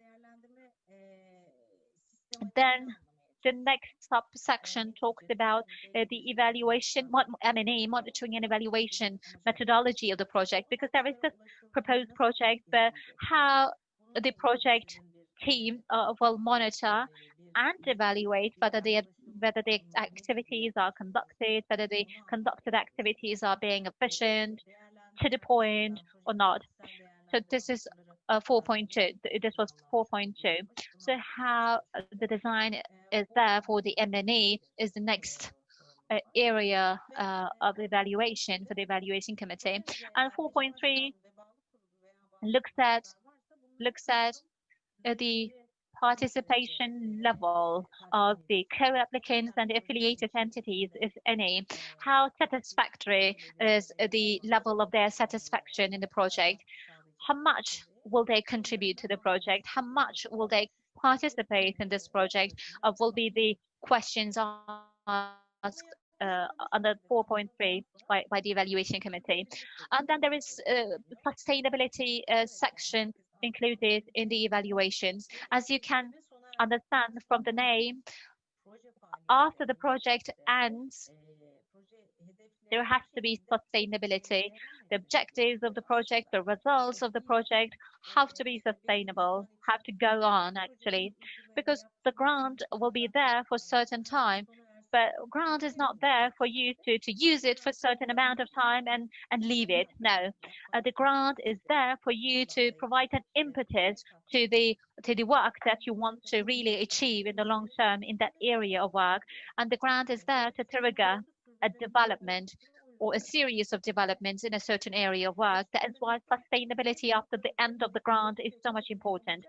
5.1 in this respect talks about the concrete, tangible impact of this project on the target groups. What kind of an improvement is expected on the target groups as a result of this project? 5.2 talks about the possibility of dissemination and replication of this project. It talks about the multiplier effect to be obtained by this project. Actually, we would like to see maximum number of multiplier effects in the project proposals. So we evaluate whether you consider scaling up the project, disseminating the results of the project, whether the project is replicable on various scales or not. So we look at the application to see whether the application includes any suggestions about multiplier effects, about scaling up and dissemination and replication of the results of the project. So this was 5.2. 5.3 talks about, again, the details of the sustainability of the results expected.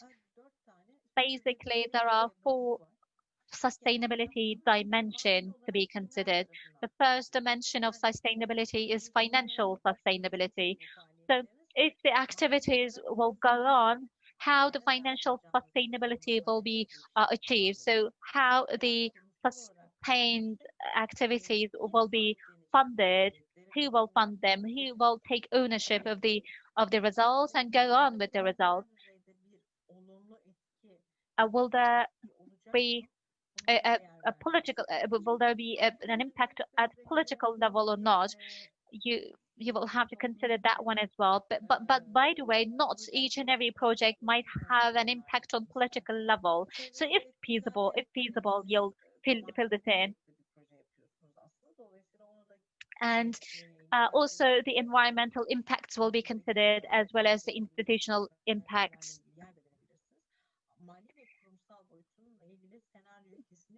But especially financial and institutional sustainability will have to be put in concrete terms here.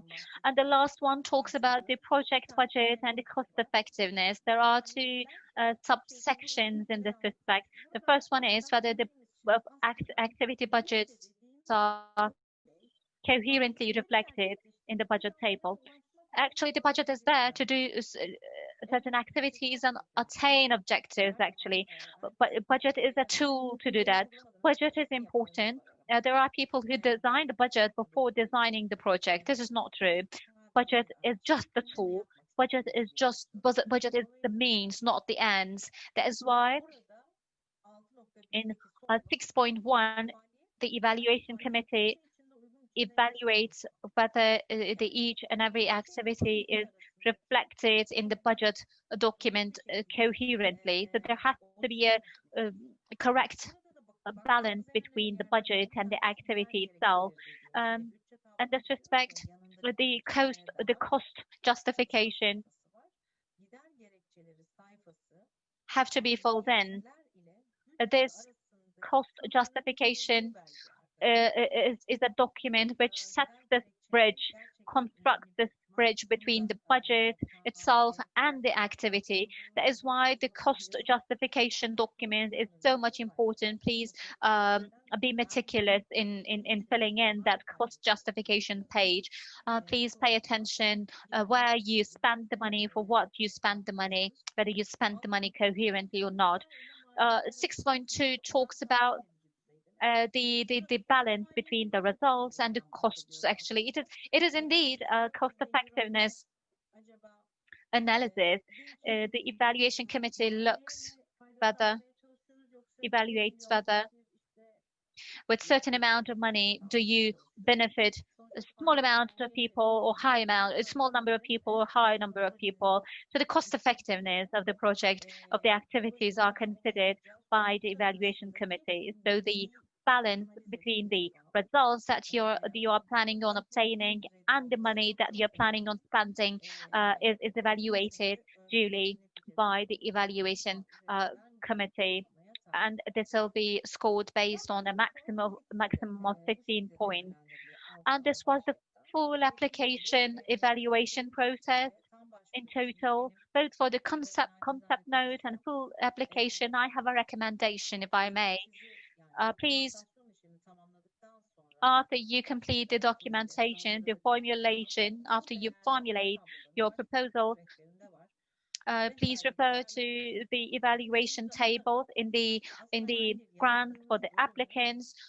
Please look at them one by one and try to answer whether your design project document can answer all of these questions one by one. I'm pretty sure that you are going to find shortcomings in your document once you try to answer each and every question here. And please make such an analysis before you submit your documents for application, because we are talking about a very competitive process ahead of you, and please try your best in order to obtain the best scores, best points possible.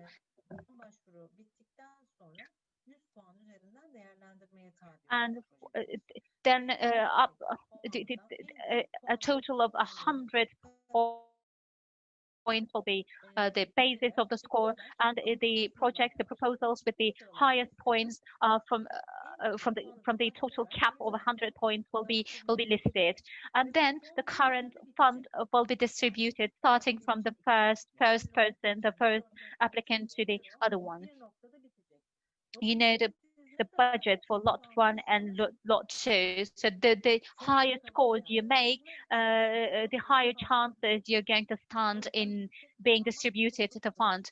So obtaining high scores is so much important.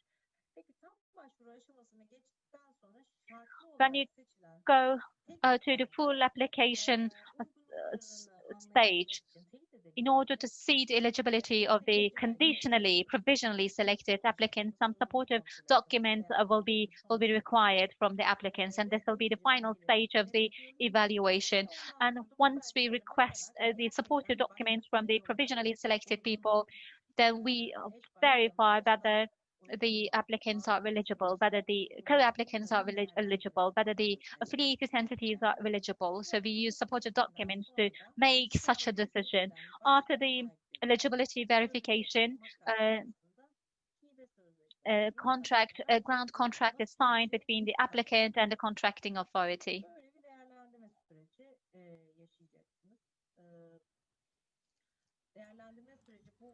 That will be the evaluation process that you will go through.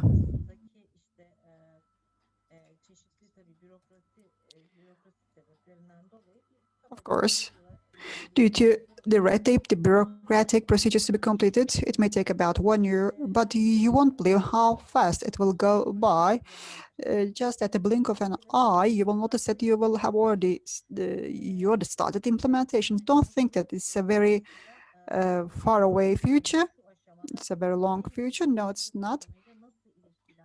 Now, please concentrate on the best way of linking your project with the grant program. Just sit together with your stakeholders and do your design and setup. Quickly, I would like to touch upon the frequently made mistakes. The applications must be sent in English only. You should only use the documents and forms that are specific to CCAGP. Please do not make any rounding up errors. You may go higher than 90%, then lower than 50%. Please pay attention not to do this error, not to make this error because of rounding up. All the information should be complete and correct on the envelope. And please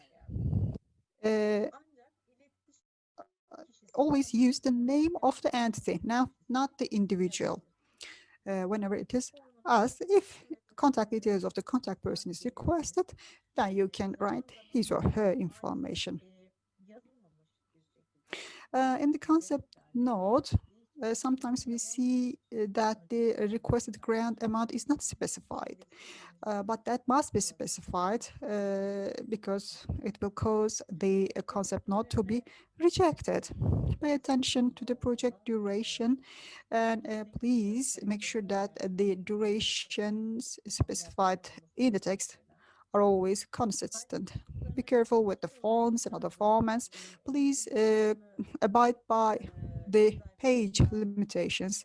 If 3 pages of relevance are required, if 2 pages of design information are requested, please follow these requirements.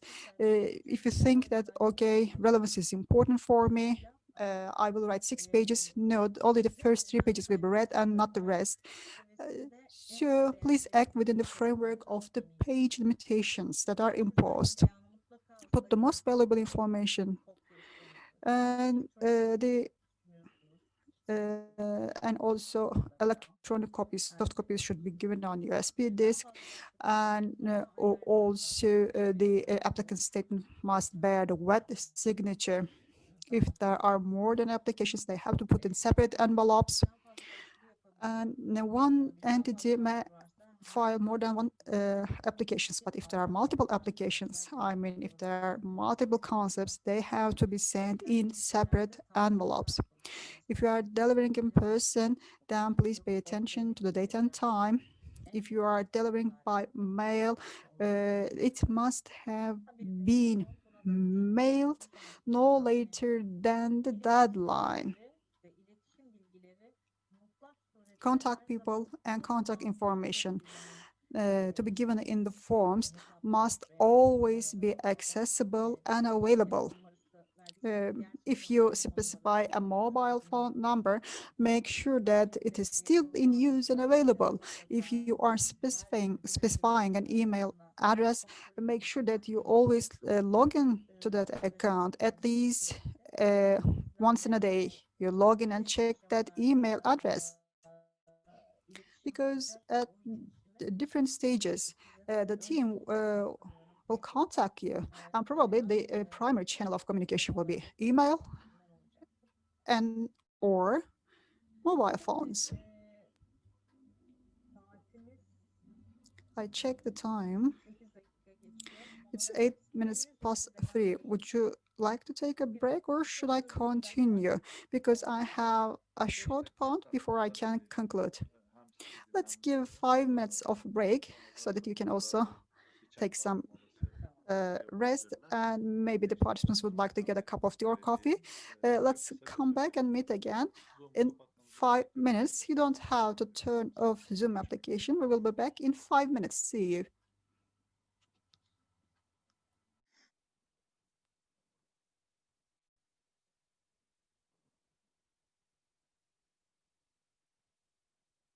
Yes, Ms. Khan, we can proceed. Okay.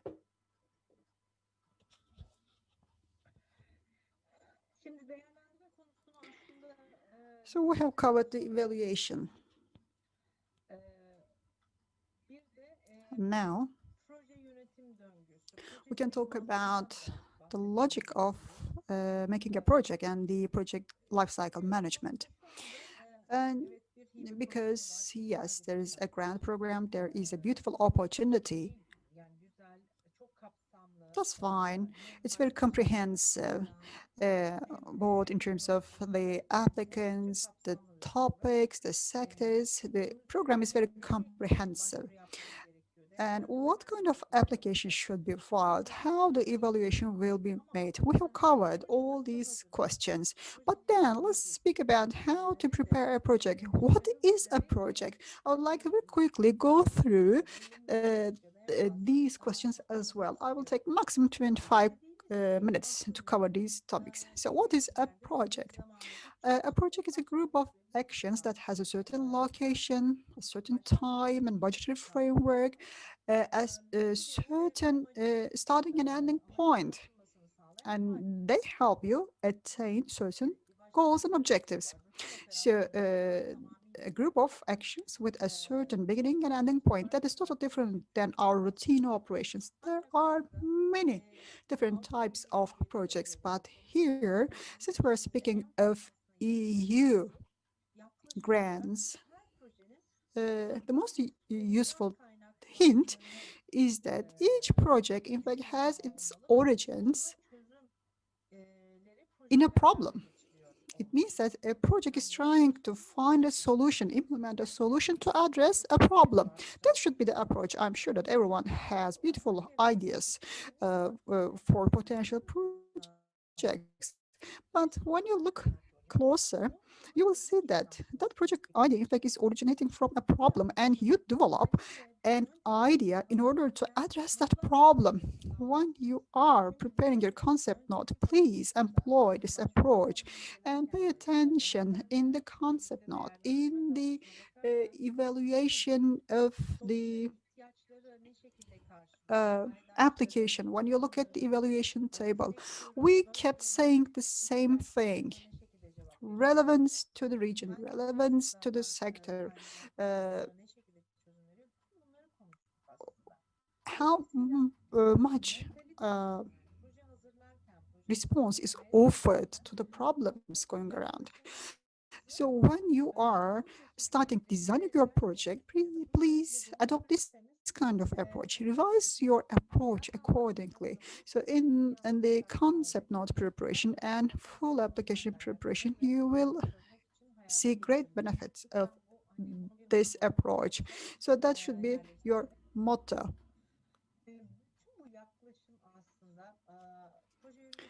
This whole approach, in fact, is originating from a methodology that is a project management cycle. And in the preparation, implementation, evaluation of projects, this systematic is used. So we call it a systematic because it helps standardizing everything, because the project funding is a competitive process. So a standard approach needs to be created, and project management cycle helps this. So this is a cycle, and it has its trick. It means that each project is subject to some evaluation at its end. And the outputs of the evaluation made will be inputs for the new programming process. So the evaluation outputs will be programming inputs. And this way, the processes will be improved each and every time. This is the system. This is the approach of EU towards the projects. This approach is based on this methodology. If you are interested, you can check online the project management cycle, and you can find detailed information. There are many comprehensive resources, both in Turkish and English language. And at the very basis, I'm underlying this approach, there is the logic frame approach. And there are certain phases for project preparation. The first four phases are about analysis, and the last three are about planning. If you're a project person, then these are the steps that you need in order to actually develop the project. And the analysis is about the problem that is underlying the project design. So you have to analyze what is the current state of affairs, what is the problem. And that analysis has to be made together with the stakeholders. You shouldn't sit alone and analyze a problem. It's not useful. You have to come together with various stakeholders from different opinions, from different fields of expertise.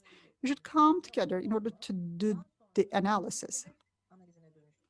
Later on, it must be converted into an objective analysis, and we have a project management tool for doing this.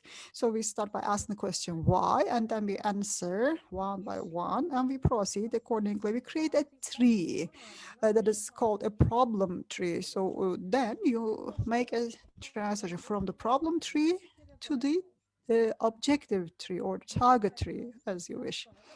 After you create the tree for the targets, then you check your own capacity. You check how urgent the matter is, and you check some other criteria as well. And then you decide on a strategy. And some part of the objective tree is related to the strategy that you will adopt and implement.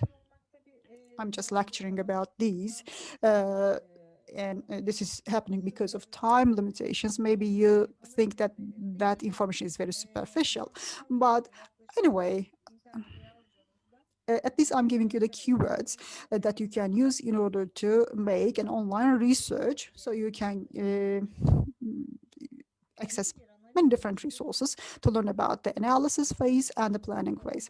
After a good analysis phase is achieved, then you integrate all these inputs into a log frame matrix. When the log frame matrix is complete, you proceed with the action plan. Log frame matrix is like a primary summary document for the project. So that's one step beyond that summary document is the action plan, because there you explain what you will do and when you will do. Then you can think about details of the budget. So steps number 5, 6, and 7 are important for project development. On the other hand, all 3 are the documents that you have to submit in full application phase. Because for the full application, log frame matrix is required, action plan is required, and so is the budget. So in the concept note, you may say that, okay, this is not really necessary to do it now, but this is the proper and correct way and methodology of preparing a project. If you prepare your log frame, action plan, and budget first, and then start writing the project, then it will be easier for you, because at that moment you will know what to write, where to write it, and when to do each and every action, because you have the action plan in hand, you have the log frame in hand, you know how much budget you need. All these 3 steps, in fact, are not currently required from you. They will be required from you in the full application, but please do and fulfill these steps at the concept note phase. If you do this, it will be easier for you, because no matter who, it can be even me. You cannot think of a person who will start writing the project proposal at the very moment that he takes the pen in hand, because it will be an unplanned action. It will be very difficult to write down what you need to write down. So rather than rushing to write, first have your time to think. You can spend, I don't know, 1 week to think about this. You can have a nice setup for your project, and then you can create your concept note. It will be easier and better. From the concept note to the full application, you cannot make substantive changes in the project. You can very slightly change the required grant amount, but fundamentally you cannot make any changes. For example, you cannot change your partners. So roughly, and fundamentally, the project must be fixed and sound. In this way, the application process will run smoothly for you. And that is why I recommend you strongly that you follow these 7 steps. Log frame. have these 4 columns. One is the project scope, and then the indicators, verification, process, assumptions. It starts with the general, and it goes until the specific, from general to specific. So, project general objective, project goal, results, and actions. First, you know about the general objective, and then you understand the specific objective. So our beginning point is always the same. Climate change adaptation in Turkey. This is the general objective. So all of your projects have to be addressing this general objective. What about the assumptions? We've all talked about this. Because there was one question in the tables, how are the assumptions covered in the project? So assumptions are about external factors which are not under your control. So these are external factors, but these may have an impact on your project, and these are not under your control.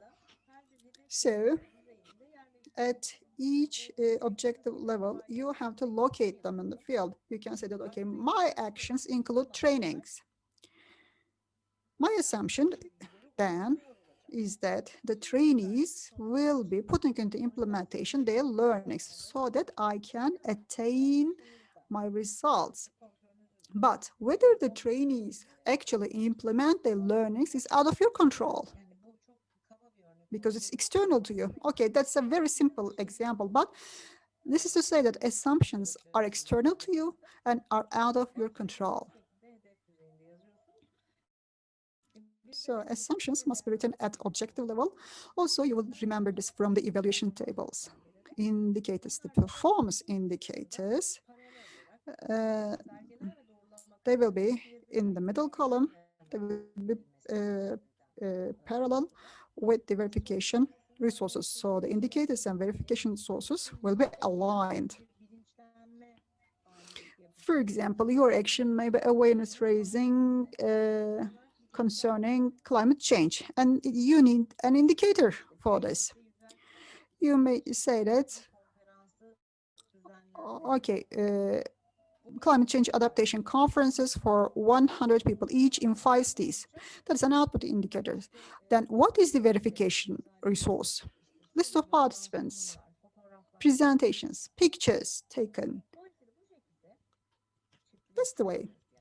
That's the way how to write your performance indicators, output indicators, and the general objective, the specific objective, results, actions, indicators, verification sources, they need to be aligned. And the indicators must be concrete, and you must be realistic.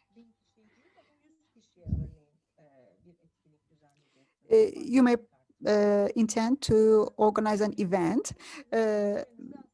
If you say the event will be for 1,000 people, maybe it will be very challenging for your project. Maybe it will be more realistic to organize that event for 100 people.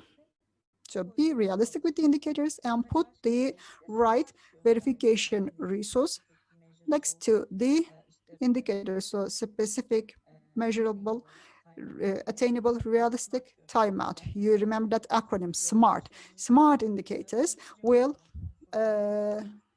be the indicators to measure your success, and they will be your commitments in the project. The log frame is where you will think about them and you will show them. It is extremely important in the project. In the bottom left column of the log frame, we have our own actions. You can remember from the previous slide. And this is about details of the action plan. So what is the time range? How will they be implemented? What are the sub-actions? Will there be any actions running in parallel? This is how you will prepare your action plan. And then, of course, they will all be reflected in the budget. This is an example action plan. This is very simple. This is a very clear and obvious layout. Maybe this is something that you always use. On the left-hand side, you see the name of the action and the breakdown, and on the right-hand side, you see the months. They're always designated generically. It means the first month, second month, third month, not January, February, March. And that will be a part of your application. Very shortly covered details of the budget because a budget is composed of 6 lines: human resources, travel, equipment and material, local office, other expenses and services, and miscellaneous. That is line number 6, or category number 6, as you call it. So these 6 categories must cover all expenses of the project, all costs. For example, the cost of buying a service, the cost of hiring staff, the cost of buying the vehicles. So you can write all the costs here. The first 5 categories are more specific: human resources, travel, equipment, material. The 51 is about procurement of services, but there is number 6, category number 6, miscellaneous. So anything that you cannot put under the first 5 categories can be put under 6. For example, construction works related to infrastructure, or if there is any need for a different type of construction work, you can put it under number 6.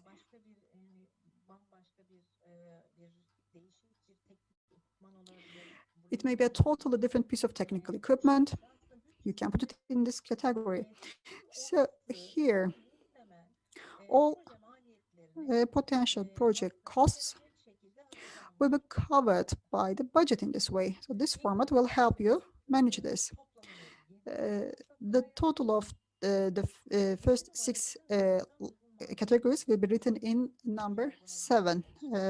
So line number 7 is the direct total eligible costs. But there are indirect costs as well. Sometimes we refer to them as administrative costs. They may be demanded at a ratio of 7% of line number 7. Let's talk about this percentage of 7%. Sometimes we see that applicants never envisage any indirect cost in the budget. Probably they think that, okay, let's not specify anything here, maybe I will get higher points. No, that is irrelevant. And even if it's a small ratio, just anticipated. Okay, it doesn't have to be 7%. You can just apply with 3% of indirect costs.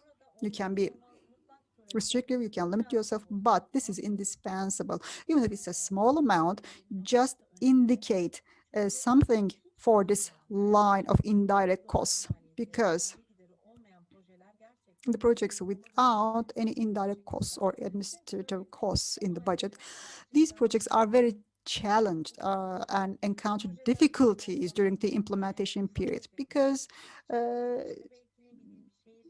this is for small and minor costs to occur as part of routine. For example, some taxi bill, I don't know, some cookies in a conference, and each project will have these needs.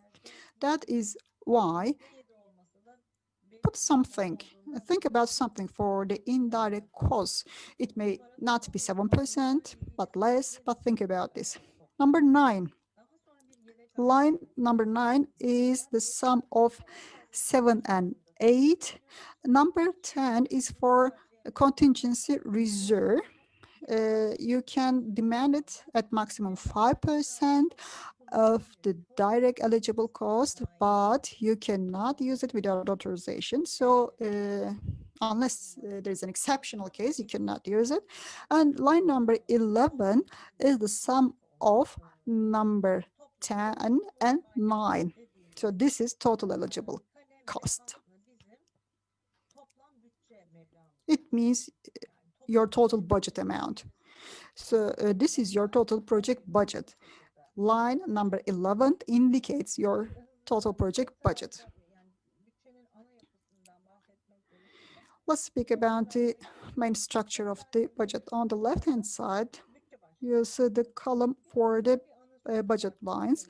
In the central part, you see all the years, and in the right-hand side, you see the first year column. So for all the years, column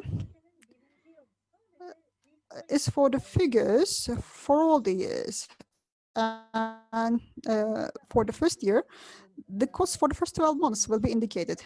We want the first year to be indicated separately because we want to know about the budget for the first year, because when the payment is being affected, when the advance payment is being made, the amount of grant for the first year will be paid as advance at a ratio of 80%. That's why they would like to see the figures for the first year. There are breakdowns of 6 categories here. For example, human resources may include all types of personnel. Travel may include national, international travel. Equipment and material may include buying and leasing for once. Local office is related to the rentals to be paid for specific project offices or venues. So otherwise, local office may be left empty. Number 5, other expenses and services. Publications needed in the project, studies, research, translation costs, conferences and seminar costs. So 5.6 is about conferences and seminar costs. It is used very frequently because all projects include these sorts of conferences and seminars. 5.7 is about visibility. Visibility is important, and you can indicate their costs here. Posters, flyers, all can be included here. So all the potential project costs will be covered by this project structure. So I just wanted to share these with you, even if it was quick. So if you follow strictly these preparatory stages, then you will be prepared well. So if you create your documents properly, then it will be easier for you in the concept note, and it will be easier in the full application. But please first think, speculate, and then make sure that you insert all the details in your proposals. Thank you for your attention, and I wish you all success. Biraz yavaş konuşuyoruz, slow motion konuşuyoruz. Kusura bakmayın. Yani tercüman arkadaşlarımızı da düşünerek biraz We yavaş are konuşuyoruz. trying to speak slowly, actually, considering the interpreters. Thank you very much, Gaia, once again. I'd like to give the floor to talk about gender equality, gender mainstreaming, and how to cover gender mainstreaming in our projects. I'd like to give the floor to Gökçe from UNDP to cover all these issues. Gökçe, the floor is yours. Ms. Gökçe, the floor is yours. Welcome once again. Merhaba herkese. Hello, everyone. Hello. Sesim açık mı? Can you hear me? Am I audible? Yes. Merhaba herkese tekrar. Çok Hello, teşekkür ederim. everyone. Once again, Tekrar buluştuğumuz thank için. you. I'm very happy to meet you again. I'll be brief and short, and considering the interpretation, I'll be trying to speak slowly on gender mainstreaming, how you can strengthen your project proposal considering the gender mainstreaming. This is normally a very extensive area of work, but the most basic awareness is to be raised on the gender mainstreaming, and I'll tell you why. This is a very significant and important topic because everything about environment, everything about climate change adaptation is a part of basic fundamental human rights, and they are considered some of the third generation rights. That is why we have to pay attention to this topic in our projects. And when paying attention, we also check the global norms and standards.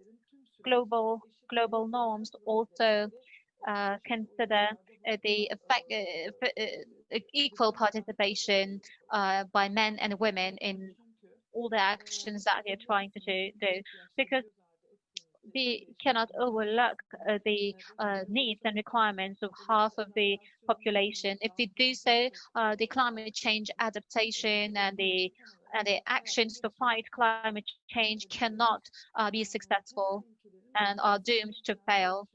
That is why we can only be successful by meeting the general principles of leaving no one behind, generating no inequalities, doing no harm, and also being careful and not being reckless.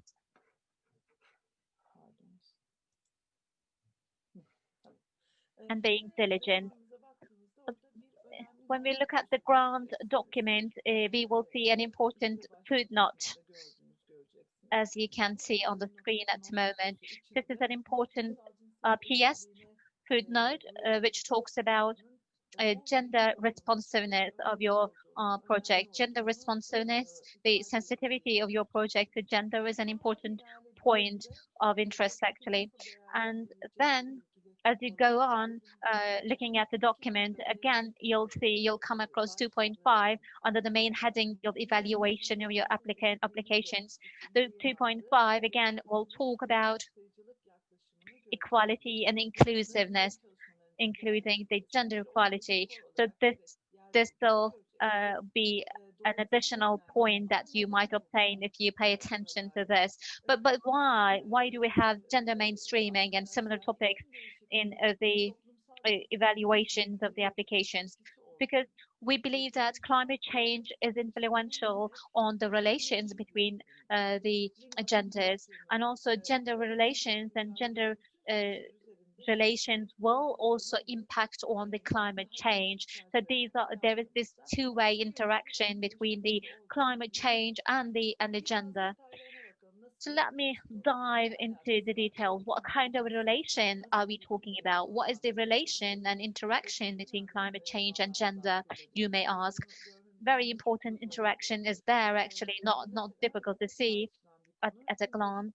For example, there is this phenomenon of migration. There will be a phenomenon of migration because of the impacts of climate change. So climate change will lead to migration among the people, and the migration has different impacts on men and women. This is something that we very well know and we have been debating for a long time.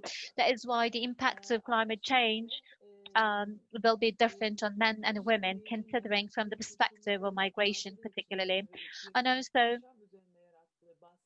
when we consider the pressure created by climate change on the lives of the people, and when the members of these societies and communities are facing threats and pressures, the discrimination will be more apparent among the people, and people may be inclined more to discrimination in the face of the presence of pressures and also threats by the climate change. So we have to pay attention to that as well.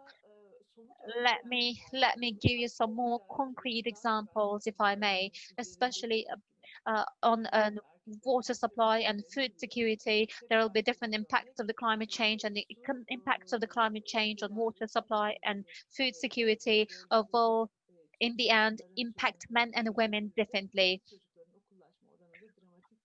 And we know that once food security and water supply related problems are solved in the developing countries, the girls' enrollment rates are also increasing. So we are talking about such a relation. And also we can expect an increase in the workload on the burden of the women in the agricultural sector and the family work. Well, the thing is, women may be impacted more by the changes, by the climate change impacts in the agricultural sector and the family business, in the family businesses, and also people will be more vulnerable to diseases and similar issues under the circumstances. Looking at the other side of the coin, let's see how the gender can impact the climate change, how the two can interact actually and be related to each other. First of all, when it comes to gender, we know that there is an inequality among the genders when it comes to decision making and participation. And this inequality can also be seen in the management of the natural resources and also the environmental resources. And efforts are to be made in this area for increased participation by women in the environmental and natural resources, sustainable management of the environment and natural resources. So this is important for better inclusion, for better participation by certain gender.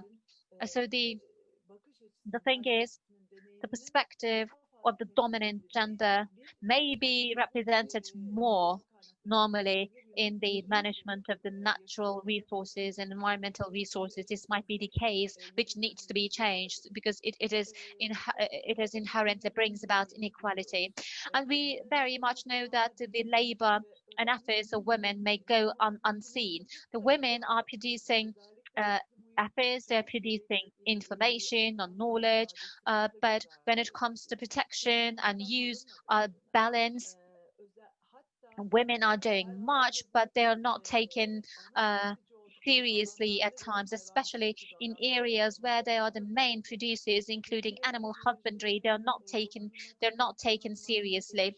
And also women, they may not have and they do not have equal access to information and similar sources. This is a reality. This is why we know this, and in this respect, the actual players are being missed and overlooked, because in a public domain we can see men are more accessible than women, and we cannot really access and reach to the required interlocutors because of this reality. And natural disasters is also a point. Men and women are impacted differently, may be impacted differently by the natural disasters, as shown by the research and research studies. And also the gender differences are impactful on the adoption of the novel adaptation techniques, as we know. When it comes to the new novel technologies, innovative technologies, adoption of these technologies may vary from gender to gender. That is why in the presence of lack of adoption, we may not go for or be able to carry out the required steps in projects, speaking from the experience. Well, for example, when it comes to water transportation, it is, if we consider it to be a technical job only, then we cannot think about the social interaction people get engaged in when collecting water from the fountains, for example. But when we do it, maybe we are doing something wrong in the project than just setting up a water transportation system, water conveyance system. Maybe we are spending the money in a project for nothing, because maybe the system that you're going to set up will not be used by the people, etc. And that is why this topic, gender mainstreaming, should not be overlooked in designing of the projects. And gender equality, a social topic, a very social topic, should be included in the designs. Otherwise, this cannot be accepted at a global scale, because we know that development goes hand in hand with the economic development, goes hand in hand with the social development as well. And this is a global responsibility that we need to assume. I mean, gender mainstreaming. And this global responsibility can be seen in United Nations Climate Change Framework Agreement, as well as COP platform. It can be COP platform. It can be seen very well. Actually, for a long time, gender mainstreaming has been a part of the global agenda. But in time, this topic of gender mainstreaming has been more extensive and widespread, and awareness has been raised to a greater extent. The thing is, this is a global responsibility to be assumed by all of us. And within the framework, and in assuming this responsibility, we need to consider gender mainstreaming in our analysis, in our studies for making analysis, in access to natural resources, in access to markets, in access to services, in access to information and technology, in access to decision-making mechanisms, and in access to production mechanisms and finance. Gender should be considered in all of them. How can we do it? We can do it by raising awareness. First of all, we ourselves are to be aware, be mindful of this topic. Only then we can know that this topic comes with lots of parameters, and we have responsibilities in them all. And first of all, we need to be aware of the fact that women and men have different social positions, and their requirements and needs are different. And women and men have different access to environmental, agricultural, natural resources, as well as productive sources. And that is why they are impacted differently by the responses and interventions to be conducted in separate sectors, in different sectors. That is why these steps that we're going to take should be taken considering these realities. That is why gender equality to be included in the project proposals is not limited to just providing certain trainings to the women. Of course, you can have some activities for training the women, but gender mainstreaming is not, or gender equality is not related to that. You have to consider the result your action, your activities might create differently for men and women. Please go back to your proposals and once again see whether your proposal can consider the result for the disabled, not just women actually, for the ethnic minorities, the disabled, etc., because there will be different results for different groups of people, and you have to consider the impacts of the results that you're going to produce on different groups of people, including women, disabled, elderly, etc. But how can we do it? Let me go back to the priorities of this project. First of all, start based on the project priorities. What can we do in order to have this awareness of gender equality? We can do analysis. We can conduct analysis. Actually, we previously said that analysis should include stakeholders and should include all genders.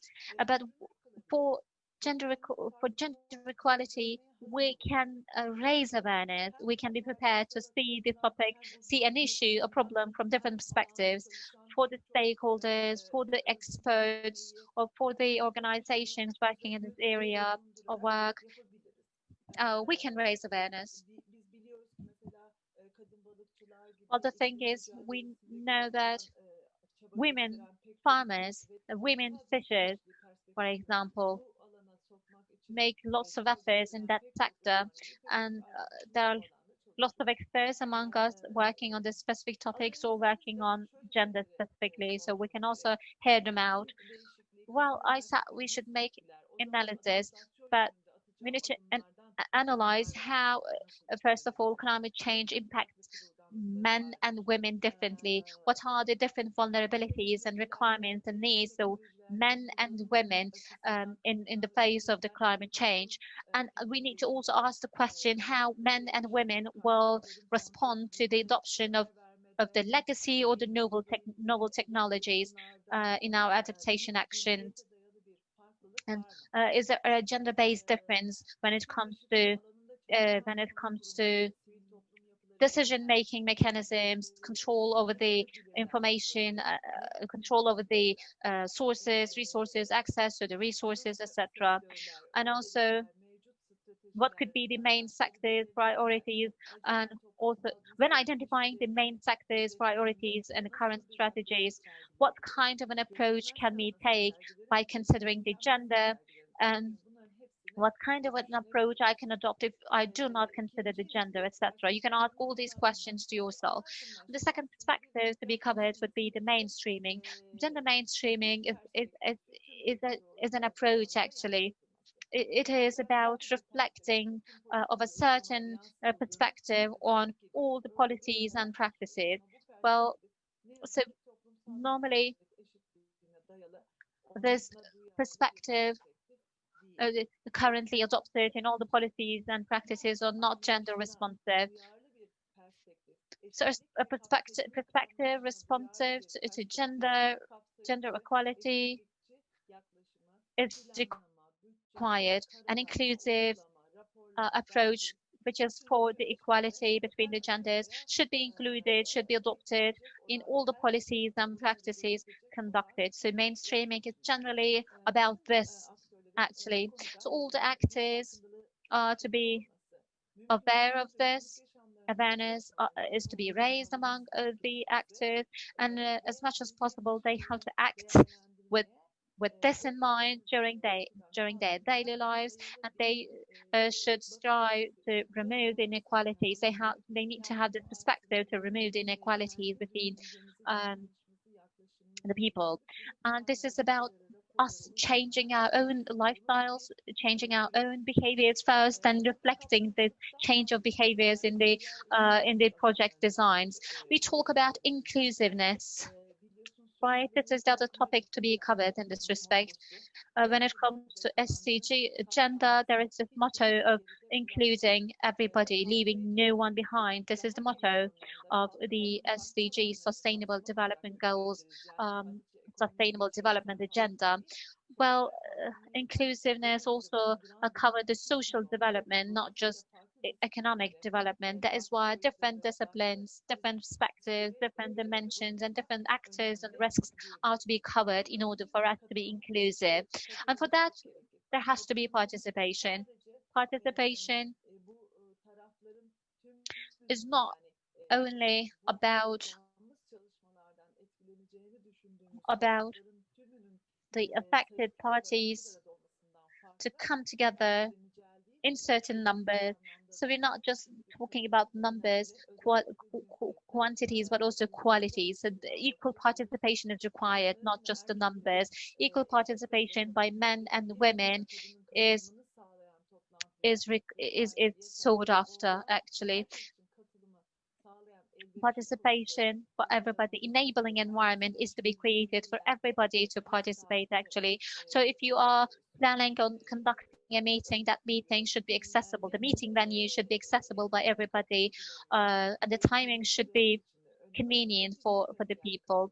And there might be some physically disabled participants, potential participants, and for them, maybe they have to keep their bodies in certain positions for a certain amount of time. So we have to consider all of these and consider the enabling environment for even conduction of a meeting. But there might be women with babies, with children. We need to consider them in the first place. If you want to invite them to a meeting, we need to consider something for childcare, and having for sign language interpreters are also important for the hard of hearing people, etc.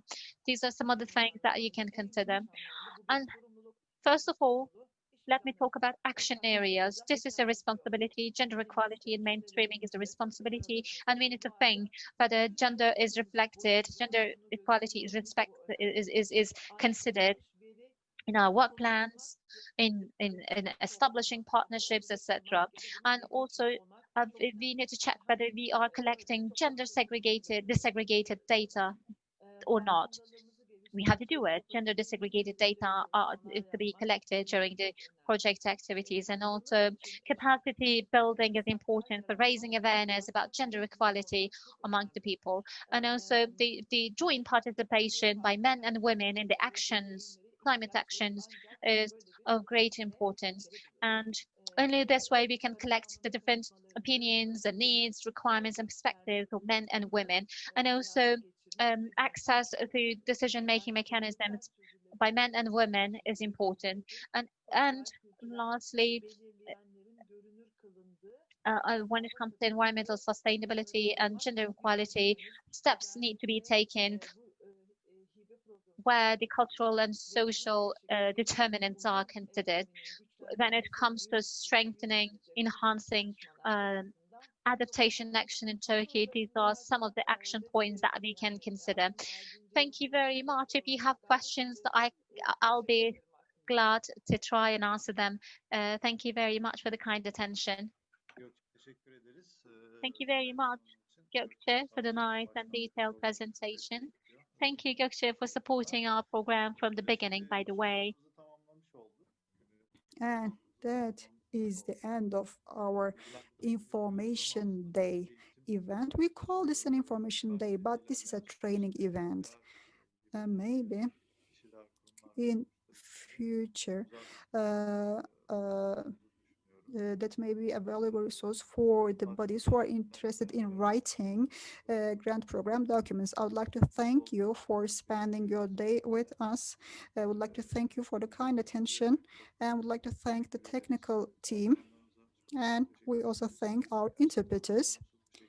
In fact, this day ran very smoothly, and it was a successful instance of this online platform. Gökçe and other experts, thank you. You cannot see her now, but we also have someone working hard on the background, Seçil Hanım, thank you. Distinguished experts from the Ministry of Urbanization and Environment, EU delegation to Turkey, and team members from UNDP, thank you all. We expect your projects. So the climate change adaptation topic is about touching the life itself. I'm sure we will receive beautiful projects. There are many topics, there are many resources. I'm sure you will access them all. We believe, and we expect very good and nicely formulated projects. Once again, thank you all. Take care. Hope to see you.